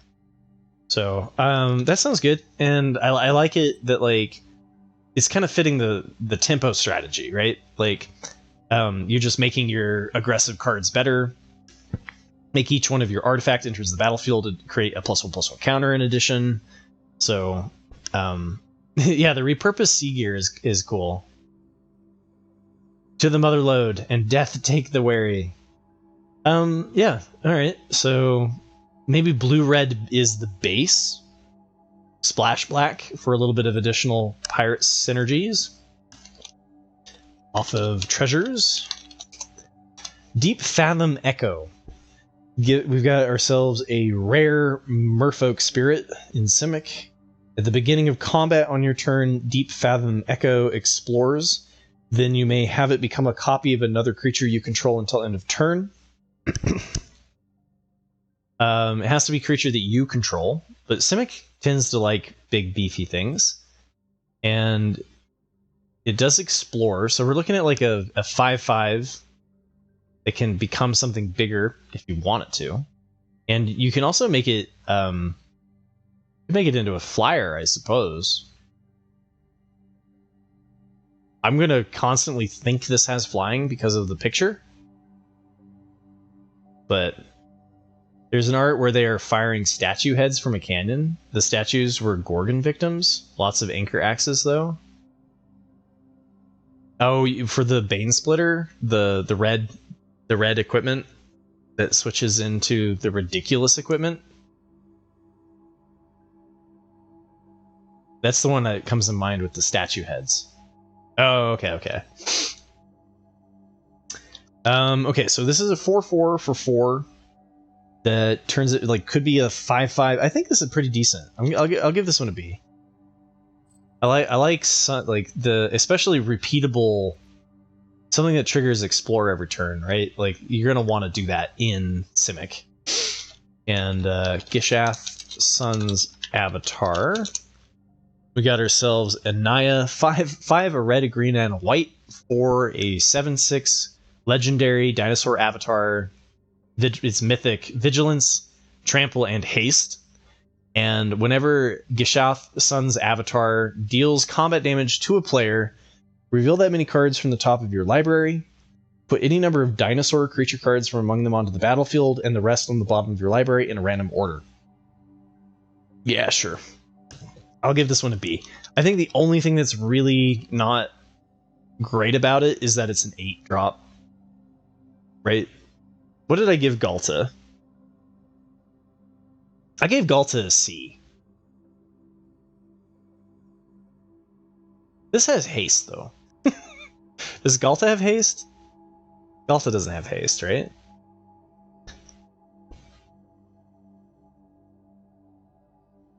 So this can find Galta. Yeah. I'll give it a B. It's gotta be better. It's got multiple, it's got more colors involved. It's harder to play. Okay. We got ourselves a cute little dinosaur. It's Quinth. Quinth? No, it's Quinth. Firstborn of Gishath. Yeah, okay. We know we're deep in we're deep in fantasy territory when we start getting names like this, man. All right, so we get a 2/3 haste for 2, a red and a green, legendary dinosaur at uncommon, probably the signpost for red-green. And when it enters the battlefield, you may pay 2. When you do, target dinosaur you control deals damage equal to its power to another target creature. Ooh, I like that. Okay, so yeah, you either play it as a 2-drop or 4-drop, and we have that 4/3 dinosaur at 3, right? At uncommon. So we can go turn 4, deal 4 damage to something, and play a 2/3 haster. Okay. Yeah, or the 6/6 at 3 mana. I mean, that's overkill, right? I hope by turn 4 they don't have 6 toughness already. But if they do, we have the answer. We have the technology. All right, Kellen, Daring Traveler. Is this the first adventure we've seen? I think this might be the first adventure we've seen. Journey on. Create X map tokens, where X is 1 plus the number of opponents who control an artifact. So usually 1 map, sometimes 2. And then it turns into a 2, and then you can play it as a creature side for 1 and a white as a 2/3 legendary human fairy scout. When it attacks, reveal the top card of your library. If it's a creature card with mana value 3 or less, put it into your hand. Otherwise, you may put it into your graveyard. Okay, so Celestia is 3 or less? Question mark? Also, good point, Isaiah. Not if they have the 6/6. Aha. Okay, so I mean that's great. It's 2 cards, and I mean you get like you can kind of treat it as a 2/3 for 2 that creates a map token, right? And we've there's actually a couple of 2/3. Like the 2/3 at common is the one that makes me the most afraid, since that one's a rare. All right, Kutzil Malamet Exemplar. Your opponent can't cast spells during your turn. Okay, I like that. Whenever 1 or more creatures you control, each with power greater than its base power, deals combat damage to a player, draw a card. They've got some problems with the plurality of this sentence, right? Whenever 1 or more... Okay, so 1 or more creatures you control with power greater than its base power deals combat damage to a player, draw a card. Yeah, so you just draw a single card. If the creature that damages your opponent has power greater than its base power, you draw a card. You draw 1 card. The each is throwing me off, man. Whenever 1 or more creatures you control with power, like just get rid of the each, right? Whenever 1 or more creatures you control with power greater than its base power deals combat damage to a player, draw a card.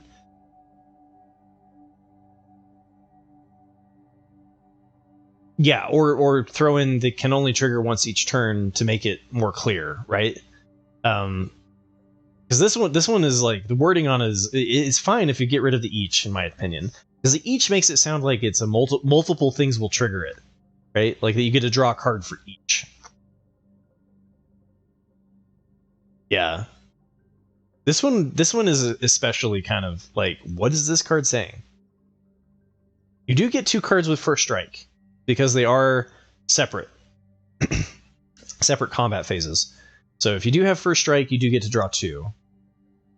And so okay. So green white is 3 or less, and then boost your stuff so that it has like base power. I think that's the archetype.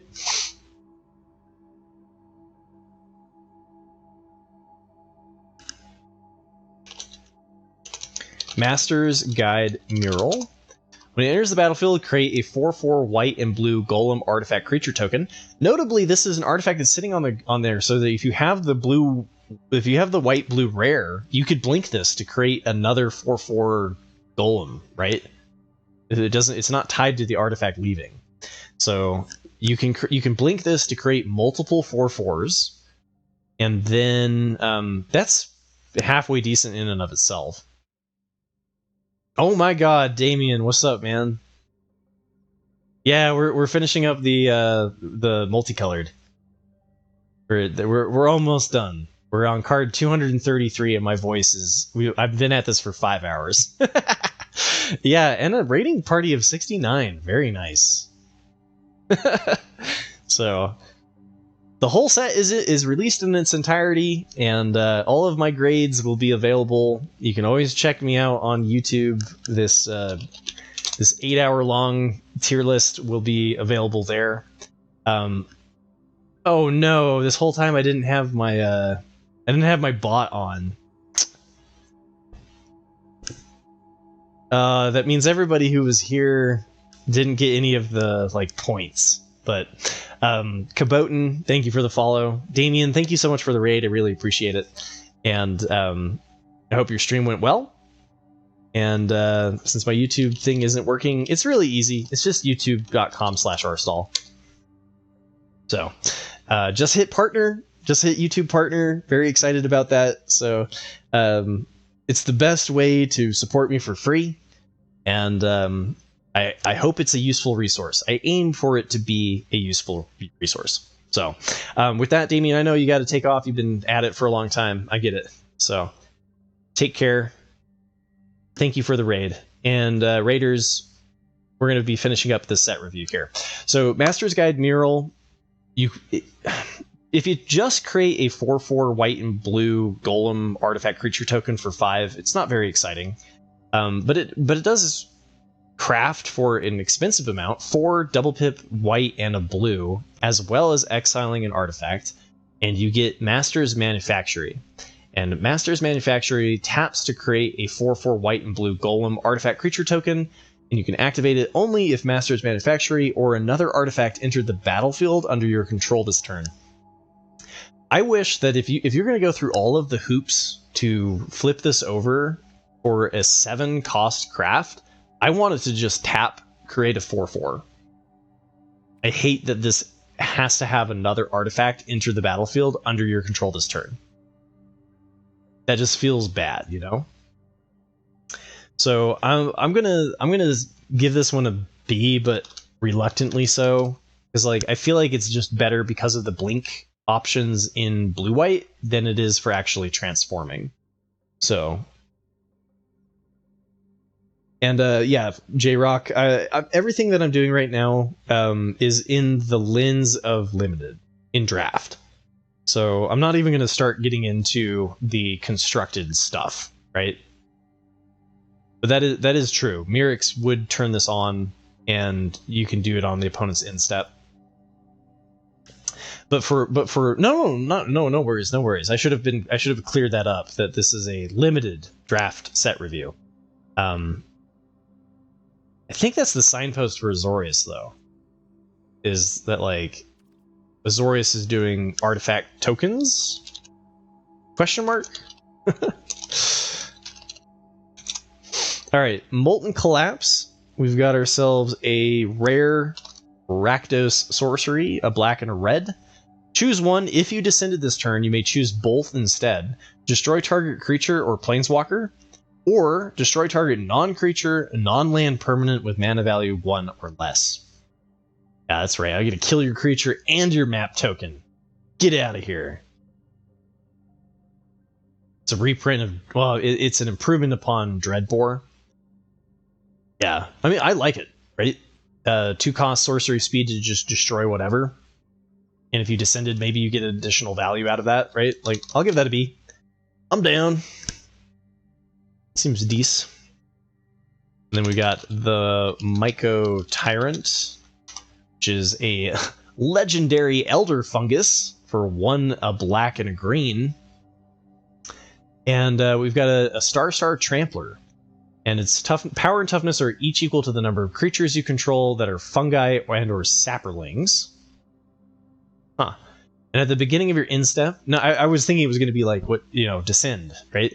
At the beginning of your instep, create X 1/1 black fungus creature tokens with this creature can't block, where X is the number of times you descended this turn. Okay, there it is.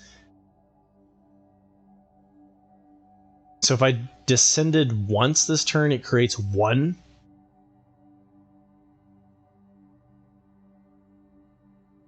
Man, I want this X to be the amount of cards in your graveyard.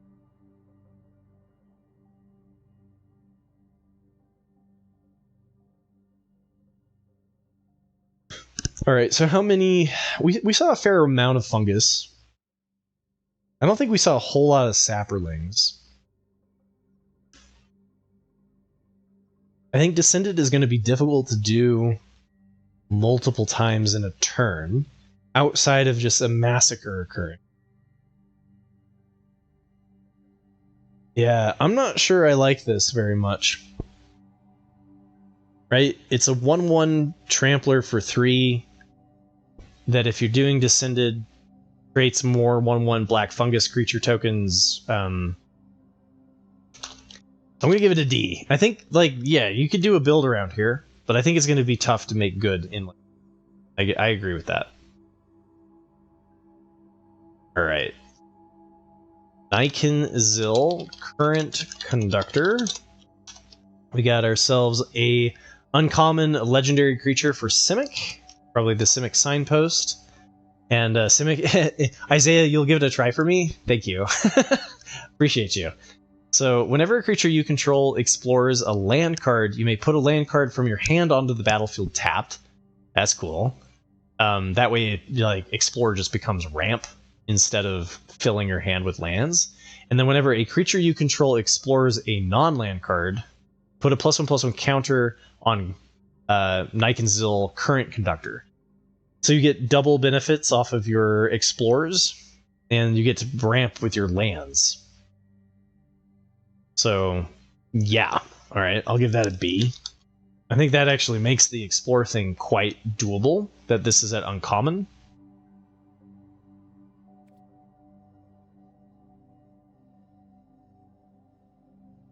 Nice. We gotta ring the bell. Wait, was it? I mean, but this was, 2/3s for... I don't mind... Okay, so what we're ringing the bell for is the 2/3 for 2. 1, it's an uncommon. 2, it's a difficult mana, right? What I care about is the 2/3 common that isn't split mana. That is, that's a big red flag for me. But, we've seen 3/3s and such, so... Alright, but usually they're at an uncommon, man. Alright, Polani's Hatcher. Polani's Hatcher, maybe we mistakenly saw that it was a common and it's actually an uncommon? There's hope. I'll have to go back and look at it. Alright, Polani's Hatcher is a 3, a red and a green, for a rare dinosaur, 5/3. And other dinosaurs you control have haste. You can confirm it's a common. Oh god, okay. When Polani's Hatcher enters the battlefield, create 2 0/1 green dinosaur egg creature tokens. They have haste. At the beginning of combat on your turn, if you control one or more eggs, sacrifice an egg, then create a 3/3 green dinosaur creature token. But it's at the beginning of your combat, so it can't attack. Right? Or is this before you declare attackers? At the beginning of combat on your turn, if you control an egg, you get a 3/3 that can probably attack, right? So the turn that you play this, you get a 5/3 that turns into a 3/3, so you're getting an 8/6 worth of stats across 2 bodies, and then an 11/9 worth of stats on the following turn. That seems good. Unless I'm misunderstanding that, I believe the 3/3 should be able to immediately attack. So we'll give the Hatcher. Give a Hatcher a B. Yeah, most of these multicoloreds are always just Bs and stuff. No surprise there. As they should be, right? They should be the payoff for the difficult mana. All right, Quintorius. Quintorius Con is, we got ourselves a Mythic Planeswalker. Whenever you cast a spell from exile, Quintorius Con deals 2 damage to each opponent and you gain 2 life. And then create a 3/2 red and white spirit creature token. Okay, so we know this is busted already. Anytime a Planeswalker can create a blocker, it's going to be good. And then we've got -3 loyalty to discover 4. And, alright. And then exile any number of target cards from your graveyard. Add red for each card exiled this way. You may play those cards this turn. Alright, so we get to play some of our stuff from our graveyard. And whenever you cast something from exile, which you would be doing with your graveyard cards, you deal 2 damage to each opponent and you gain 2 life. Alright, it's not that busted. I'll give it a B. I don't think this is like Ashiok levels of power. And once again, I could be underestimating how good Discover 4 is. But there's not a whole lot of spells from exile, which would be an issue with the adventures, right? We haven't seen that many adventures. So, it actually, for a mythic level planeswalker, is kind of tame.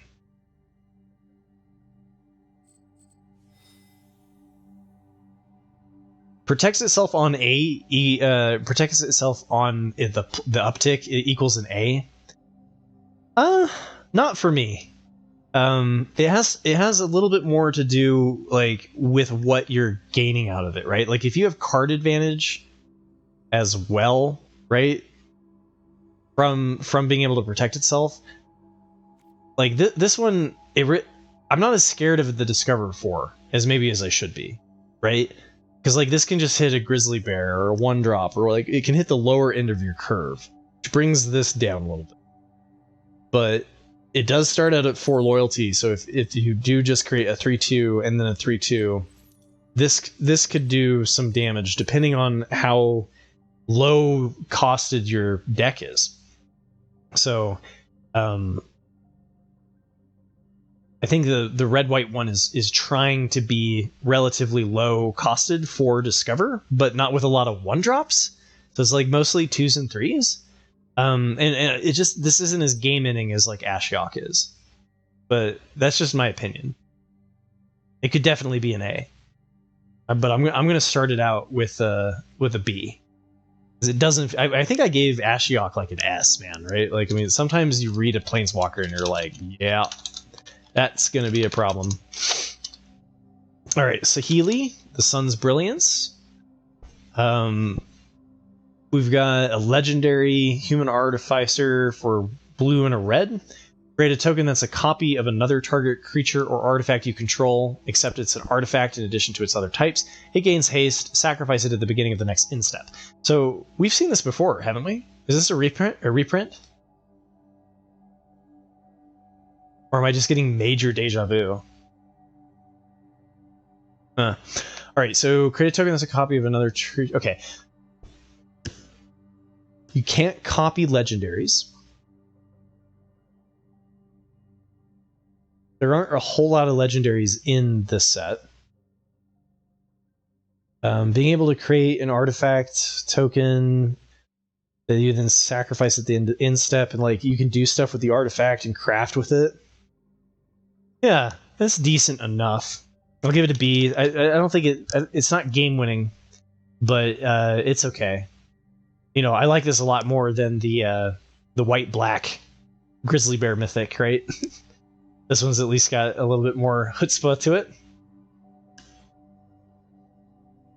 Yeah, is that what it is? It's giving me flashbacks to Saheeli as a planeswalker. Yeah, okay, you could do the... Yeah, you could definitely combo it. There's some good targets to hit with Saheeli, for sure.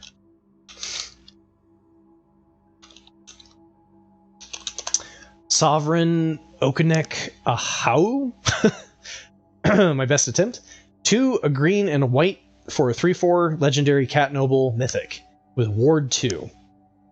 Whenever Sovereign attacks, for each creature you control with power greater than the creature's base power, put a number of +1/+1 counters on that creature equal to the difference.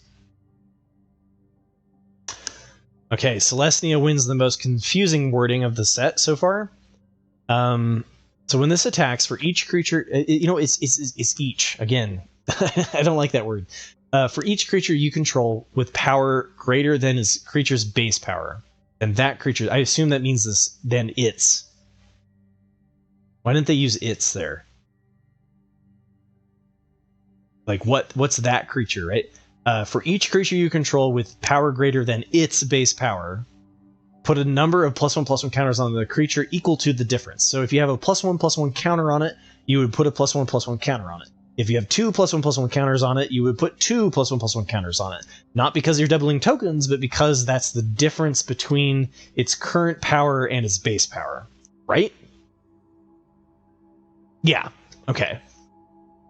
Yeah, so this grows exponentially. But it does nothing if your creature's base power is equal to its current power. So what's the enabler for Celestia? Man, a green artifact that taps to put a +1/+1 counter on it, is that really what you need to get the ball rolling? I'll give this one a B.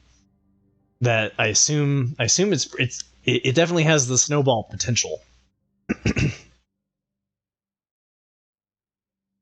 Equipment. We saw more equipment in red than we did in green-white. There was some, though. Alright, Squirming Emergence. 1 black and a green. Fathomless Descent. It's a rare sorcery with Fathomless Descent. Return to the battlefield target non-land permanent card in your graveyard with mana value less than or equal to the number of permanent cards in your graveyard. Yeah, buddy. I like this. Alright. Squirming Emergence. As long as you got a way to fill your graveyard, which is going to be the biggest trick in Golgari, because I feel like a lot of the enablers were in blue. But there's some ways to do it. But being able to bring back anything equal to the number of permanents in your graveyard for 3, and it goes directly to the battlefield, like that seems like you could cheese out something pretty good there. Alright. Bin Bok. The Great Mistake.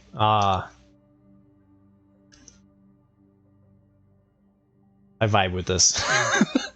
Alright, so we've got a Vigilance Menace, 3, a blue and a black, for a 6/4 Vigilance Menace. That's not bad. And then Descend 8, 4, a blue and a black, return this from your graveyard to the battlefield with a finality counter on it. Activate only if there are 8 or more permanents, so you Descend 8. Okay. That's not bad. You get a second attempt at it? Don't let him call you that, you're beautiful. Nice. Bin Bok, we've got your back, man. Yeah, and the art on this is good. It gives, yeah, it's creepy. It's a bunch of dead humans into a skeleton horror. It's aptly named. Good cave vibes too, and the purple. I like the purple coloring a lot.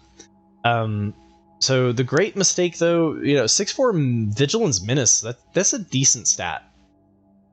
I like that just for the stat, even without the Descend, right? But like that gives me hope that Dimir is also doing the Descend thing. And you need some sort of finisher for your Dimir control deck, and so that's a pretty decent one to have at uncommon. All right, Vito is Fanatic of Akhlasats, which is the vampire demon, and we've got a 4/4 for 2, a white and a black that gives you a legendary vampire demon with flying. Whenever you sacrifice another permanent, you gain 2 life. If this is the first time this ability has resolved this turn. If it's the second time, each opponent loses 2 life. If it's the third time, create a 4/3 white and black vampire demon creature token with flying. And remember that the uncommon could sacrifice as many as it wanted at instant speed of creatures or artifacts. So we've got a mythic that has a pretty decent payoff at uncommon to gain 2 life, make them lose 2 life, and create a 4/3 flyer. And then it itself is a 4/3 flyer. That's pretty nice. I'm going to give that one a B as well. I don't think it's game winning. Takes a little bit of effort. A 4/4 flyer, though, that's a heavy hitter. Alright. Whale of the Forgotten. And Whale of the Forgotten is a rare sorcery for a blue and a black with Descend 8. Choose one, and if you have the Descend 8, choose one or more instead. You can return target non-land permanent to its owner's hand. You can make target opponent discard a card, or you can look at the top 3 cards of your library, put one of them into your hand and the rest into your graveyard. Alright, so most of the time that I'm playing this, I don't have Descend 8. Which one do I choose? Discard? There's some hand hate in this set. There's some interesting discard options. Return target non-land permanent to its owner's hand. You could bounce, but I don't really like bouncing in control. And then look at the top 3 cards of your library, put one of them into your hand and the rest into your graveyard. Is a mill 2. Yeah, I probably use the third one the most. And sorcery speed does make it kind of ouchy.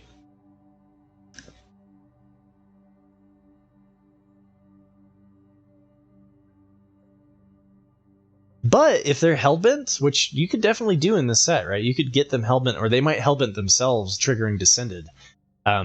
If you do have the Descend 8 and it's super late in the game and they don't have any cards in hand, you can bounce their card to their hand and then make them discard it.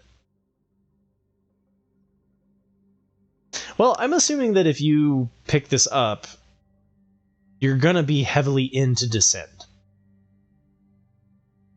You're not going to have Descend on turn 2, though. Yeah, I agree with that, Pizza Party Time. I don't think that they should exist outside of the limited play space, because Cascade, how could that possibly get broken, right?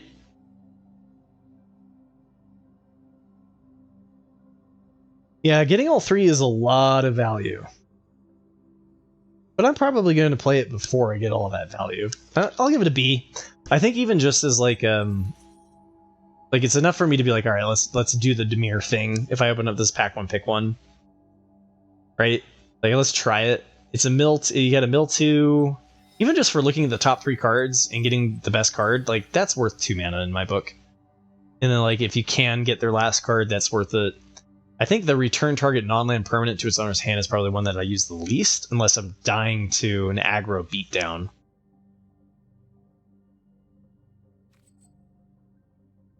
Zo-Yo-Wa, Lava Tongue.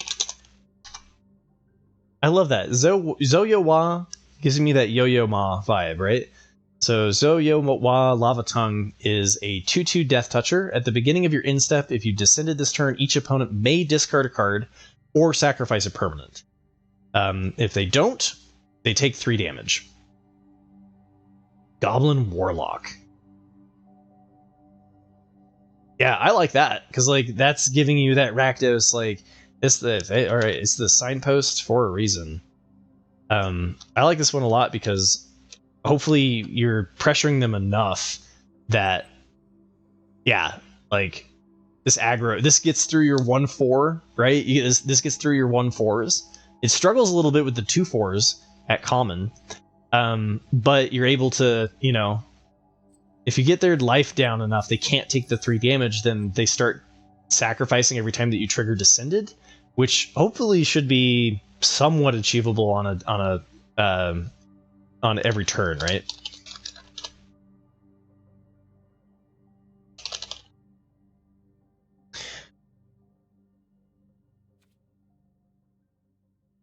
I guess that's true if they want to discard, but generally the Descended stuff only triggers during your turn, right?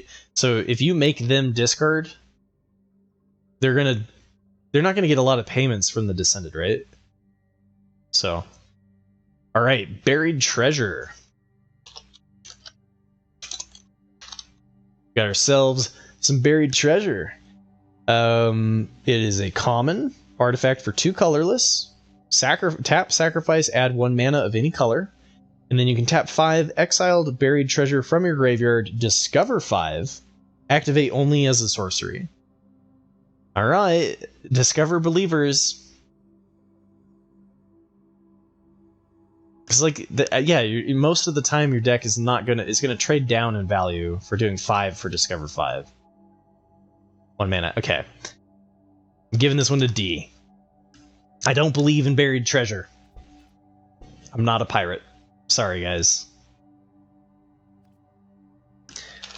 Careening Minecart. Whenever Careening Minecart attacks, create a treasure token. Crew 1? Vehicle? Okay, I do believe in Careening Minecart, though. I'm going to give this one a B. I like vehicles that have crew 1, and it creates a treasure. I like this. And I just like the flavor of it. Give it haste, you cowards. Agreed, Shadow Scythe. 100%. How much can it really be careening if it doesn't have haste? Yeah. Yeah, and you can line this up to be really nasty, right? Being able to create a treasure token, like they gotta find defenses for your 3/3 pretty quick. But I do wish it had haste. That would have put it over the top.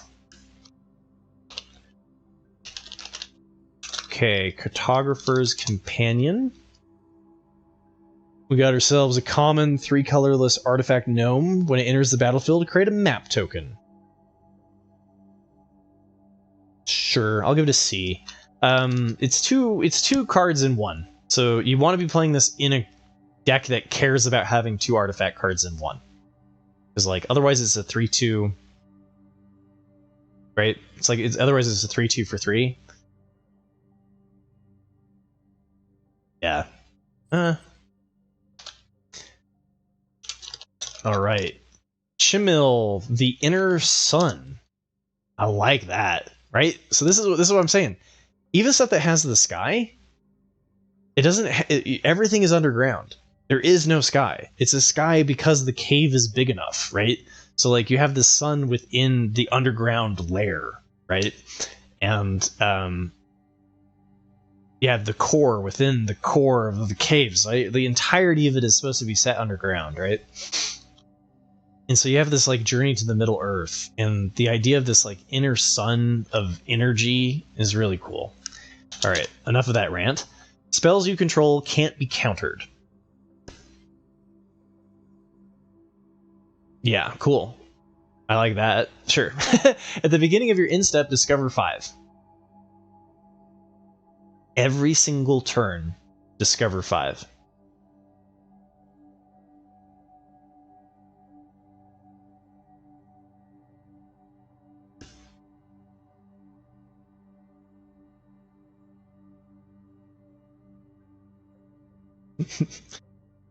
Yeah, it's kind of got that spin the wheel vibe, but it also has that vibe of like, what if your only creatures in your deck, let's say you were like really hard in Dimir control, and your only creatures, oh, that's right, Discover can hit, I keep thinking it's permanence. Discover can hit spells. Yeah, so this is definitely spin the wheel. Is it though? It's a 6 cost that spins the wheel and it's at your end step. If you hit a sorcery, you have to put it into your hand. Yeah, it's a 6, but a 6 cost colorless legendary artifact that draws a card at the end of each turn. I don't think that's a game winner. Yeah, I'm getting the D mechanics mixed up for sure. Because of Descend.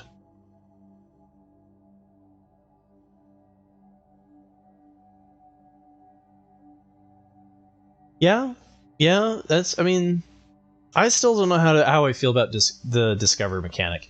I feel kind of down on it. I'm going to give this a D. And maybe I'm just like really underestimating how good the Cascade is.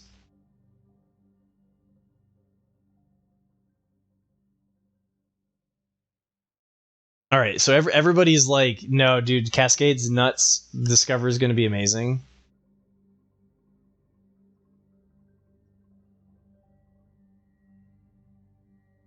You think this is bomb?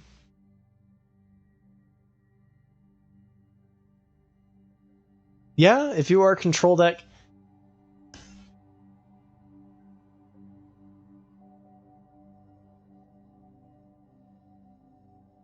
Hey, well, you know, I gotta get some wrong, guys. I gotta get some wrong from time to time.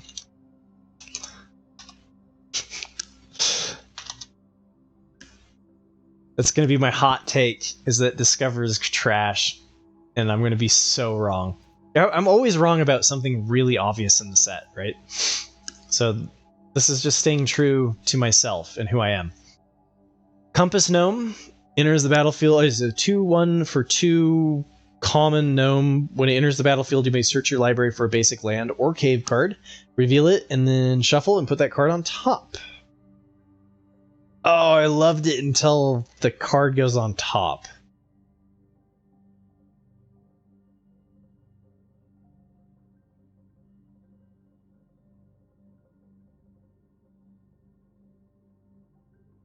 Yeah, it is. It's Campus Guide. That's why I was looking at chat. I was waiting for Isaiah. I'm not sure I'm a Campus Guide fan. Campus Gnome, Campus Guide. It can be alright. There are times where you have like 2 lands and you play Compass Gnome and you need to draw the 3rd land. And it can be a 3rd land that's off color, right? It's fixing. I'm gonna give this a D. I think there's better fixing in this set. Maybe not at common though. Right? But I tend to not value fixing terribly high anyway, since I tend to stick to pretty focused 2-color strategies, just as a preference. Sports Ball! Contested Game Ball. Whenever you're dealt combat damage, the attacking player gains control of Contested Game Ball and untaps it. And then you've got 2 colorless tap, draw a card, and put a point counter on Contested Game Ball. Then if it has 5 or more point counters on it, sacrifice it and create a treasure token. So as long as you're not being dealt damage, you get to hold on to the ball and tap 2 and draw, and then eventually create a treasure token. But if you get hit, it goes to your opponent, and they can hold on to the game ball. Is this as terrible as sports? I'm giving this an A, by the way. If we're gonna rag on the Inner Sun, give it a D, and then Contested Game Ball clearly deserves an A, right? But in all reality, it's not particularly good. Tap 2 and draw a card is generally just kind of okay. That is an uncommon. Why is it an uncommon? I'm gonna give this one a D too. Alright.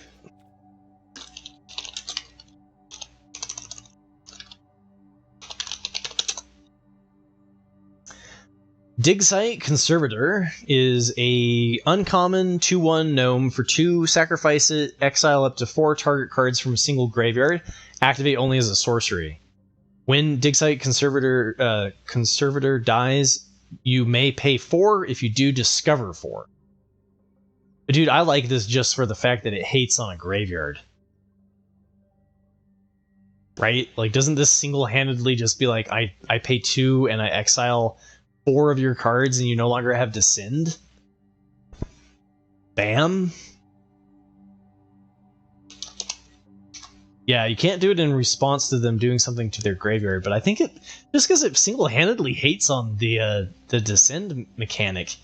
Tempting. And then, you know, like if it dies, you can discover 4 if you're into that sort of thing.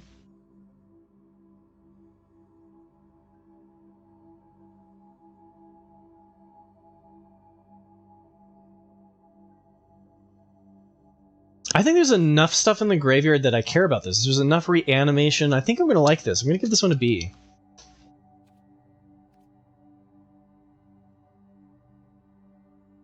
You like the Discover, and you see the graveyard hate as an upside. We are definitely in different boats on that. I like, we have like, what, 3, 4 reanimator spells? We have a mechanic Descend 4 and Descend 8 that is like dependent on the graveyard. I feel like it's going to be like the graveyard hate is pretty good.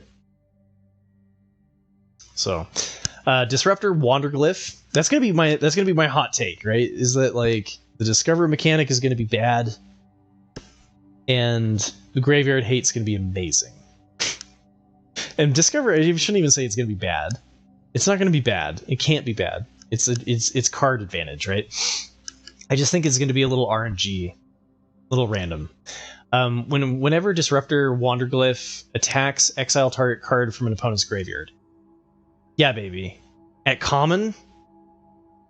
Oh, no. Why did they have to put this at common? This is like Graveyard Trespasser at common. For, like, this card single-handedly destroys any hope for Descend. Right?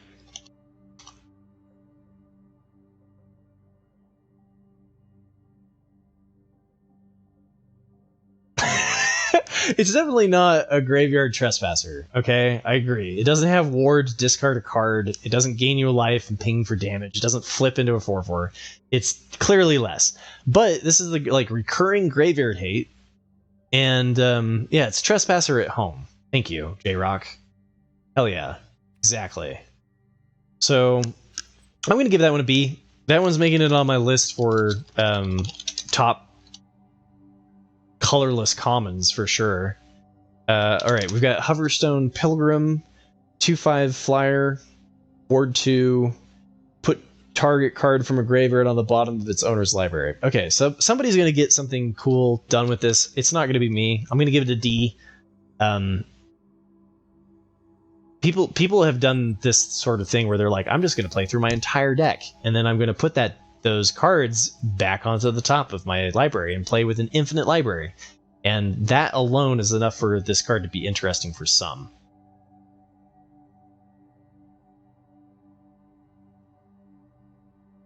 It's got flying and ward. Yeah. And Isaiah damn straight. 4 mana 3/4 is a B. Insane 6 mana bomb is a D.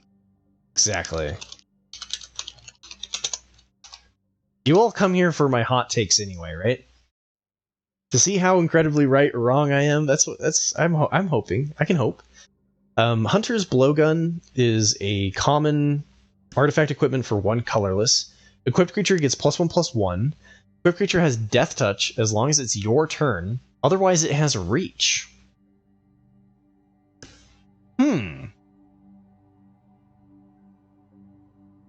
Flavor text. Ow, I think a wasp just stung me, Captain. And those were Nurk Dubin's last words. That's pretty awesome. Equip 2? I hate Equip 2. Okay, that's enough for me right there. I'm giving that one a D. And we've got Hle. Nurk Dubin is a porn star name? That doesn't sound wrong. Checks out. I'm Nurk Dubin. Alright, Lantali, the Great Door. We've got ourselves a rare legendary artifact for 3. Tap, draw a card, then discard a card. Okay, starting off with a looter. That's pretty good. Loot every turn. Tap 4, transform the Great Door. Activate only if there are 4 or more permanent types among cards in your graveyard. So it's not Descend. You have to have different types in your permanents in your graveyard. But then you get the Core, which is a legendary land, and it taps for X mana of any one color where X is the number of permanent cards in your graveyard. Ooh, this is hard, man. Okay, generally I don't like the 3 mana rock, right? Like, I don't like the 3 mana... I'd like to develop the board more than pay something that's going to give me a looting value. But this helps you get Descend. Drawing a card and discarding a card was part of why the Ring Emblem was amazing in Lord of the Rings. Then after you get your thing and you transform it into a land, you just get a ton of mana. I'm not even sure I like flipping this over the draw card.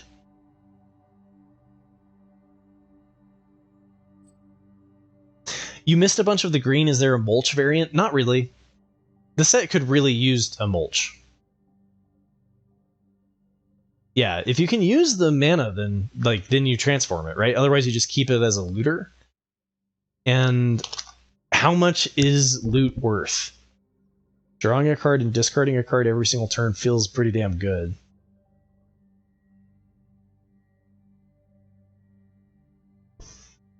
Yes, it is tapped when it transforms.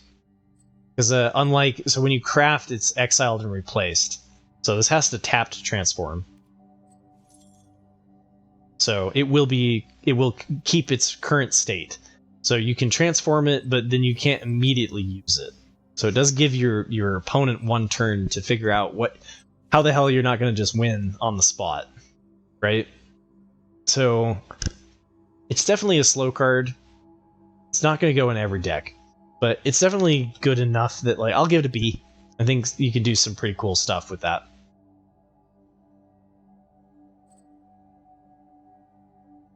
All right, we got the Millennium Falcon calendar. The Millennium Calendar is a mythic. Whenever you untap one or more permanents during your untap step, put that many time counters on the Millennium Calendar. Whenever you untap one or more permanents during your untap step, put that many time counters. So however many permanents you have that are tapped, that untap, the faster you get that. Okay. Tap 2, double the number of time counters on the Millennium Calendar. When there are 1,000 or more time counters on the Millennium Calendar, sacrifice it, and each opponent loses 1,000 life. What are these memes? We had the one that was like, if you have 20 power, destroy everything.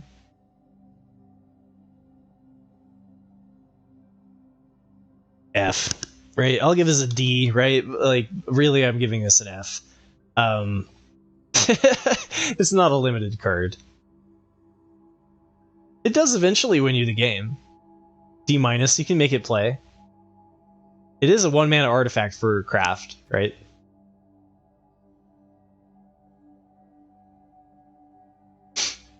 Yeah, log base 2 gives us a floor of 10 activations to win. It's not bad. 10 turn clock to deal 1,000 damage to make a YouTube video. We've played worse memes. Alright. Roaming Throne. Roaming Throne is a 4/4 for 4 artifact creature with Ward 2. As it enters the battlefield, choose a creature type. Roaming Throne is the chosen type in addition to its other types. Probably best to do like Pirate, maybe? If a triggered ability of another creature you control of the chosen type triggers, it triggers an additional time. Yeah, definitely do pirates, because then like each time you get an ETB on a pirate, you get an additional treasure, right?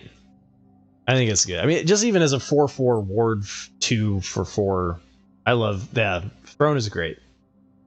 Goes in every deck. Great pack 1, pick 1. Runaway Builder. Runaway, runaway.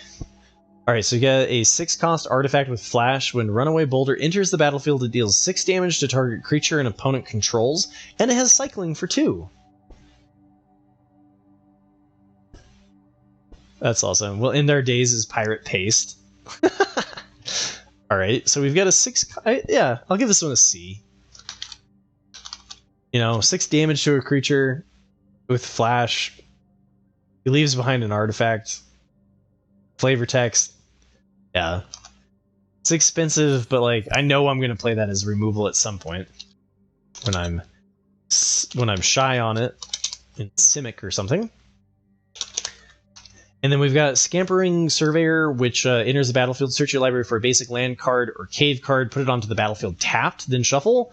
This is my homie compared to the Campus Gnome or Compass Gnome or whatever. Scampering Surveyor.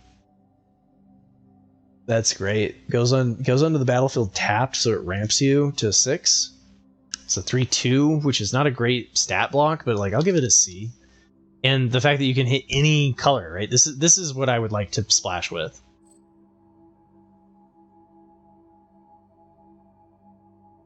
Also great in the cave decks. I'm not sure I'm really feeling the cave decks though. Yet. I mean, we haven't gotten to the lands. Maybe I'll read the cave cards and I'll be like, okay.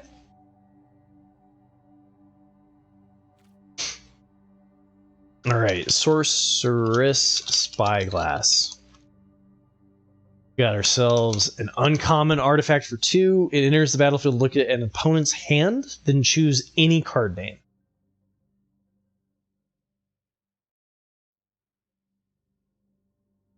Activated abilities of sources with the chosen name can't be activated unless they're mana abilities. I mean, it disables craft cards, right?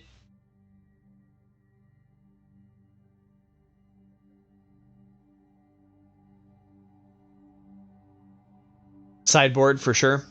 Yeah, I'll give it a D. Best of 3 sideboard card. Probably not going to play it in best of 1.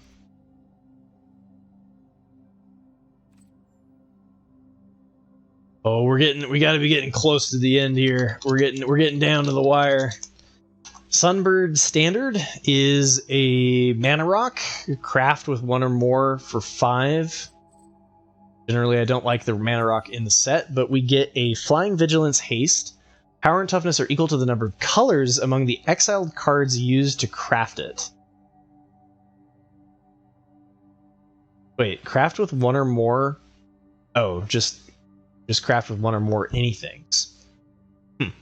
And then for each color among the exiled cards used to craft Sunbird Effigy, add 1 color of that. Add 1 mana of that color.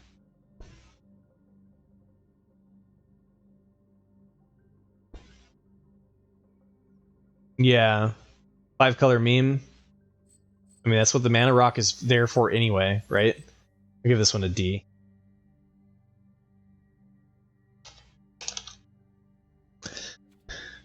All right, Swashbuckler's Whip. We got a uncommon artifact equipment for 1 colorless. Equipped creature has reach. Tap 2, tap target creature or target artifact or creature, and tap 8 and tap it. Discover 10. Whoa. I'm not sure I like the discover just being more expensive, right? You can still just hit a 1-drop with this.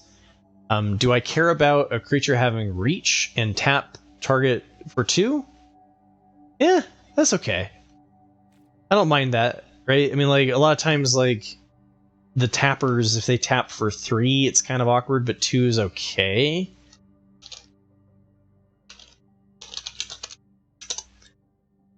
We got ourselves... I'll give this a C. It's not amazing, but at least its equip cost is 1. Alright, we got Tarian's Soul Cleaver.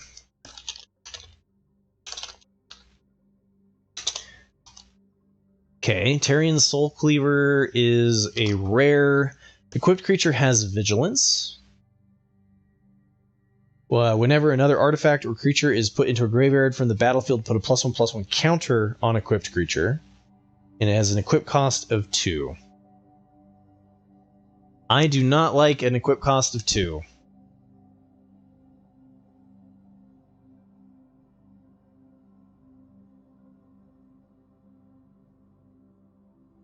But I do think it will get a +1/+1 counter pretty easily.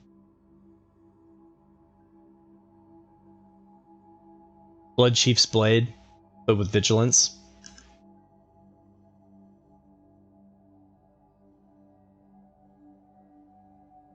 Yeah, sure.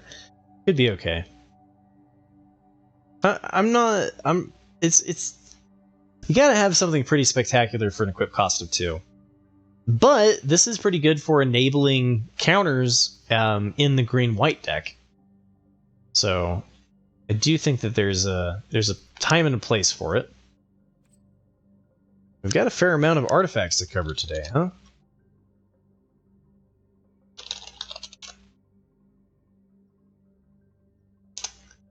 And then, of course, there is a bonus sheet, right?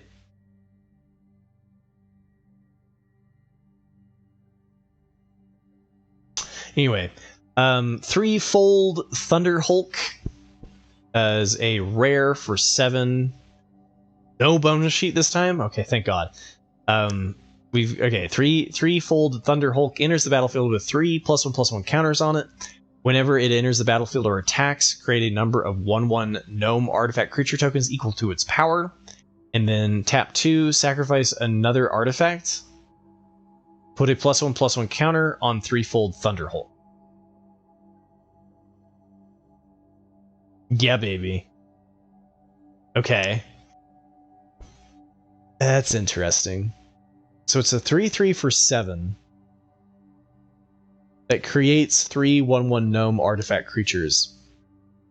You then tap 6 to make it into a 6/6 that then creates 6 gnome artifact creature tokens when you attack. Is that good?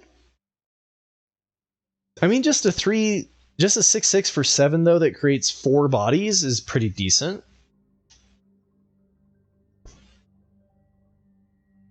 And if you blink it, you can get additional 1/1s. It's a lot of artifact synergies in one go.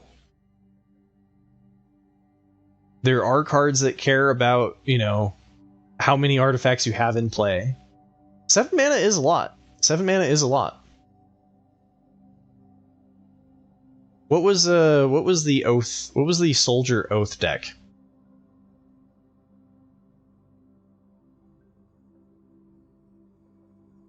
The oath of that was a 3/2/2s for 6, and it had a scry.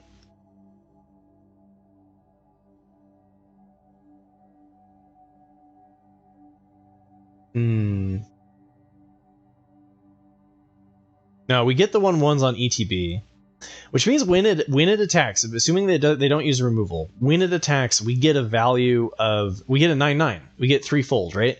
We get a 9/9's worth of stats for 7 across 7 bodies. It goes wide. It's super hard, right? I'm gonna give this one a B.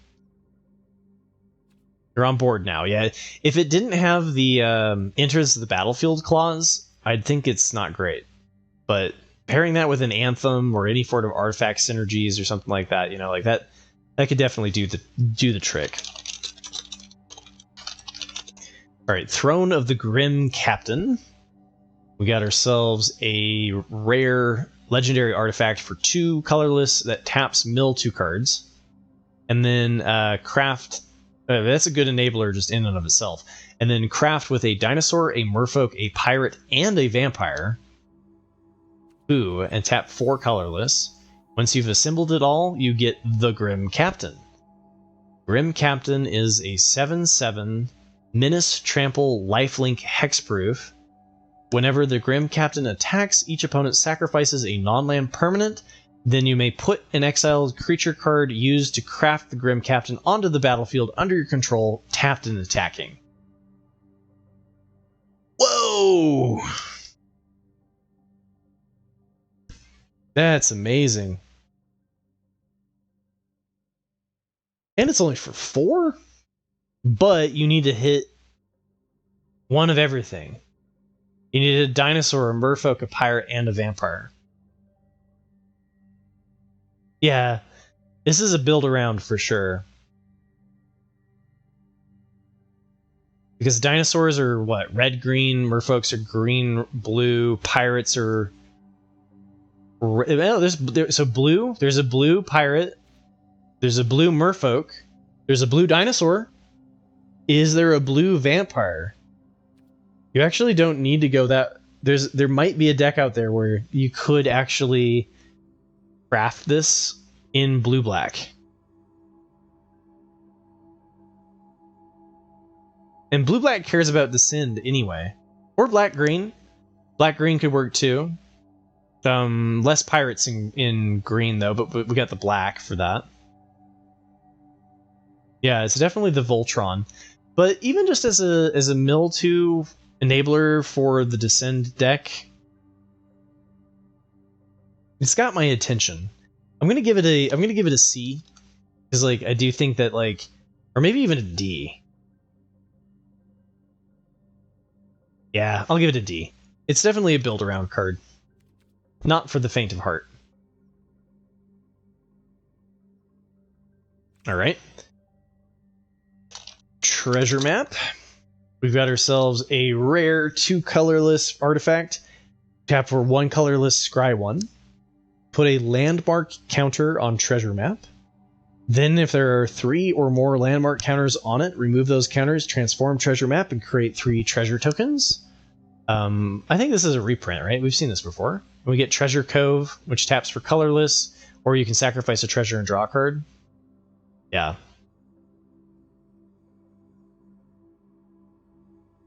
Yeah, it's not target player mills, though. It's only self-mill pizza. Hey, Woodveld. Yeah, we're burning the midnight oil, right? We're doing the full set review, and then I've got to record a video after this, so just trying to get through all of the cards. Treasure map, 1 colorless and tap, scry 1. Put a landmark counter on treasure map. Then if there are 3 or more, you get a bunch of treasure, and then you get sacrifice a treasure, draw a card.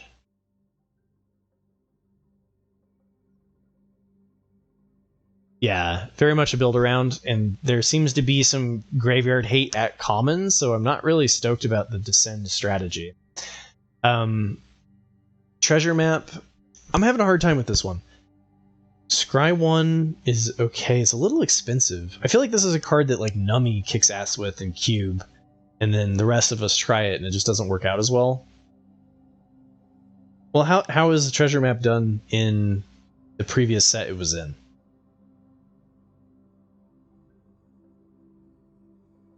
In IXALAN, for example. How was it in IXALAN? I guess it's cheating a little bit for my tier list. I'm not feeling particularly good about this one. Yeah, if you're going for like a mid-range or control strat, it's okay. I'm gonna give it a D, and then like probably be like, why am I doing that? Because it does give you a bunch of treasure in a set that has synergies for a bunch of treasure. Maybe I'll give it a C. Yeah, I'll give it a C. But, you know, as a rare, a C, it means I'm not going to play it very often. Alright, we made it to the lands, ladies and gentlemen. We got here. Captivating Cave. Okay, we've got, it is a common, it taps for colorless. You can tap 1 to add 1 mana of any color, so this is the Crystal Grotto, but you can tap 4, sacrifice it, put 2 +1/+1 counters on target creature, activate only as a sorcery. I generally start out with Crystal Grottos pretty low until I've had a chance to play the set. So I'm going to give it a D. I don't think there's as much payoffs for cheap off-color splashes like there was in Wilds of Eldraine. So we'll see. Cavern of Souls. We've got ourselves a mythic rare. When it enters the battlefield, choose a creature type. You tap for colorless, or add 1 mana of any color. Spend this mana only to cast that creature spell, and the spell can't be countered.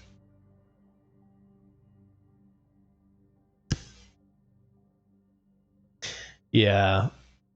Cavern of Souls is a constructed card. Unless your entire deck is made up of 1 creature type, in limited, this is not particularly good.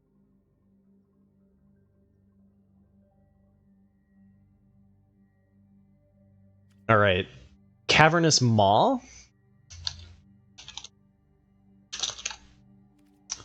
So let me get it centered a little bit better. Okay. Cavernous Maw is a cave, taps for colorless, becomes a 3/3 elemental creature until end of turn. It's still a cave. Activate only if the number of caves you control plus the number of cave cards in your graveyard is 3 or greater. Yeah, I mean, that's a decent man land, but I'm not playing a colorless just for that, you know? So I'm going to give that one a D. Many footprints led into the cave, none led out. Nom nom nom. Alright. Echoing Deeps. You may have Echoing Deeps enter the battlefield tapped as a copy of any land card in a graveyard, except it's a cave in addition to its other types. D. There's going to be a cool standard cave deck that comes out of it or something, right? But, like, not for limited. Forgotten Monument, taps for colorless, other caves you control, tap, pay 1 life, add 1 color of any mana. Okay. So far this has been really easy to grade, though. These are all just absolutely garbage. Yeah, I know, the dino here. Roaring in the deep. Alright. So let's just call these cave lands. The cave lands are commons. They enter the battlefield tapped. They've got 5, sacrifice, discover 4. Activate only as a sorcery. Oh yeah, I don't like these at all. Like, I get it, you get a little bit of like late game value out of your land, but you tap 5 to play a 2-drop, right?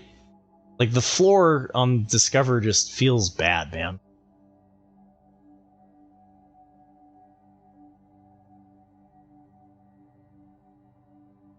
It's a land. Sure. But it's a tap land. Let me give this one a D. The cave lands, I don't think I'm going to do. And maybe if the set is really slow and... yeah, maybe you play 1 or 2. In Phyrexia, all will be 1, right? Where you, like, draw off of it. Okay, so all of the hidden lands... I'm not super excited for.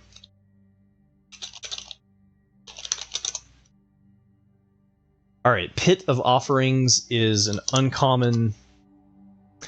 Pit of Offering enters the battlefield tapped, enters the battlefield exile up to 3 target cards from graveyards, taps for colorless, add 1 mana of any of the exiled cards' colors.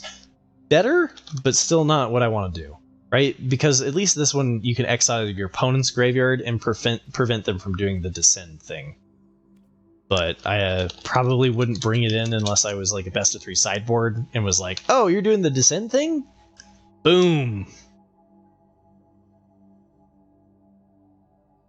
Hey, Raduva, every time that you read the LSV comments on lands that they do that do anything, he says they're busted. Yeah, because of how good LSV looks at things differently than most of us, right?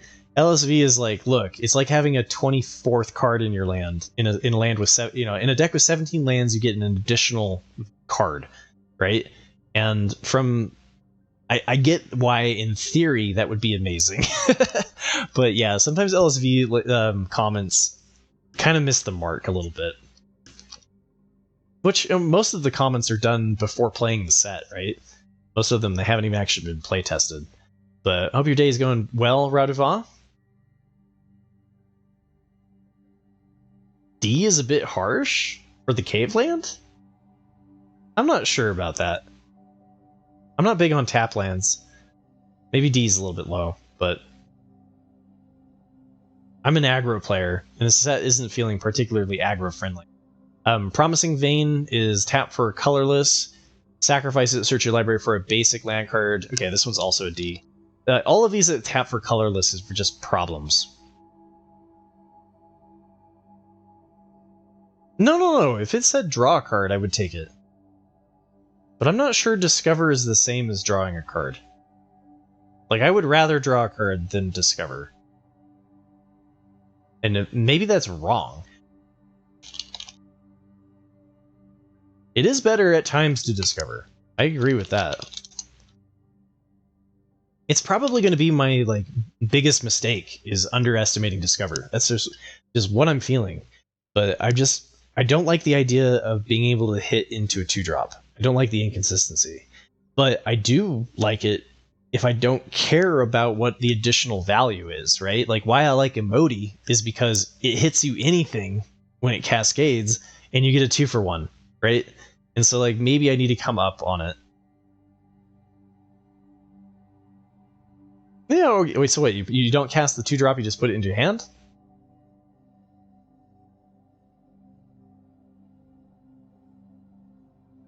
Oh, I see what you're saying. When you draw a 2-drop that you don't cast. Yeah. Okay, so maybe I'm way down on the Discover mechanic. I'm beginning to feel that I am. I feel like at least an outsider on that stance. So Restless Anchorage enters the battlefield tapped. You add a white or a blue. You can tap 1, a white and blue, and it becomes a 2/3 white and blue bird creature with flying. It's still land. Whenever Restless Anchorage attacks, create a map token. Alright. We got some manlands. Manlands to finish things off. Alright. 2/3 flyer for 3 that creates a map token each time it attacks. I like that. I'm giving this one a B.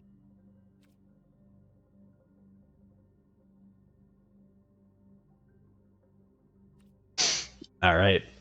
Restless Prairie.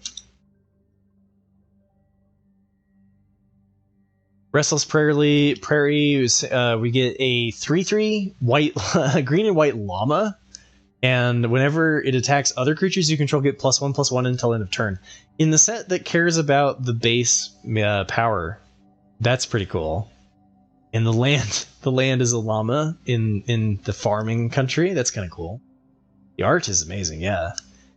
And I guess I didn't really look at the art on the previous card, but 3/3 that gives everything other +1/+1. I mean, it's fine. It's a manland, right? I'll give it a B. Hey, what's up, Merc? Yeah, we're almost done. We are almost done. Okay, Restless Reef.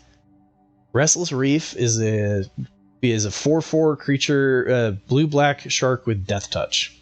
And when it attacks, target player mills 4 cards. Yeah, some control decks are going to want that. You mill yourself for Descend. Gives you Descend in one go. Descend 4. It's pretty good.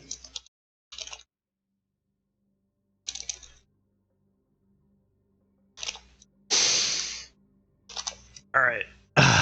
Reasonable activation cost for 4/4 too, yeah. All these manlands have been relatively impressive. You get a 3/4 red and green dinosaur creature, and whenever it attacks another target attacking creature, gets +2/+0 until end of turn. Untap that creature. Alright, yeah, okay, I like that. I mean, it's a 5/4 for 4 off of a land. I'll give that one a B. These are fine. Wow, we got a lot of manlands in this one. Way more than the Restless Cottage and... Actually, no, Bivouac. We got a couple. Did we get 5 and 5? Okay, it's the other half. Okay. Restless Vents gives you a 2/3 black and red insect with Menace, and you may discard a card if you do draw a card. Gives you a rummage for 3. That's okay too. I'll give that one a B. Yeah, you can't target itself, which makes this one a little bit less as far as like lands that usually do well in control situations. But Sunken Citadel. Yeah, okay, we got a. That's a rare. Man, all of these sets symbols look the same. So enters the battlefield tapped. As it enters, choose a color. Add 1 mana of the chosen color. Tap, add 2 mana of the chosen color. Spend this mana only to activate ability of land sources. Well, it's a pretty decent fixer. I'll give it a B. I like those rainbow fixers. It's kind of like Evolving Wilds, but doesn't thin your deck, and does enter the battlefield tapped though. And then hey, maybe you get some cheaper land activations.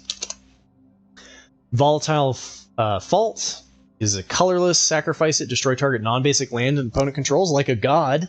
That player may search their library for a basic land card, put it on the battlefield, then shuffle. You create a treasure token. It's still not enough for me. Yeah, it's the god killer, but I'm just going to pray that I don't come up against the gods that often.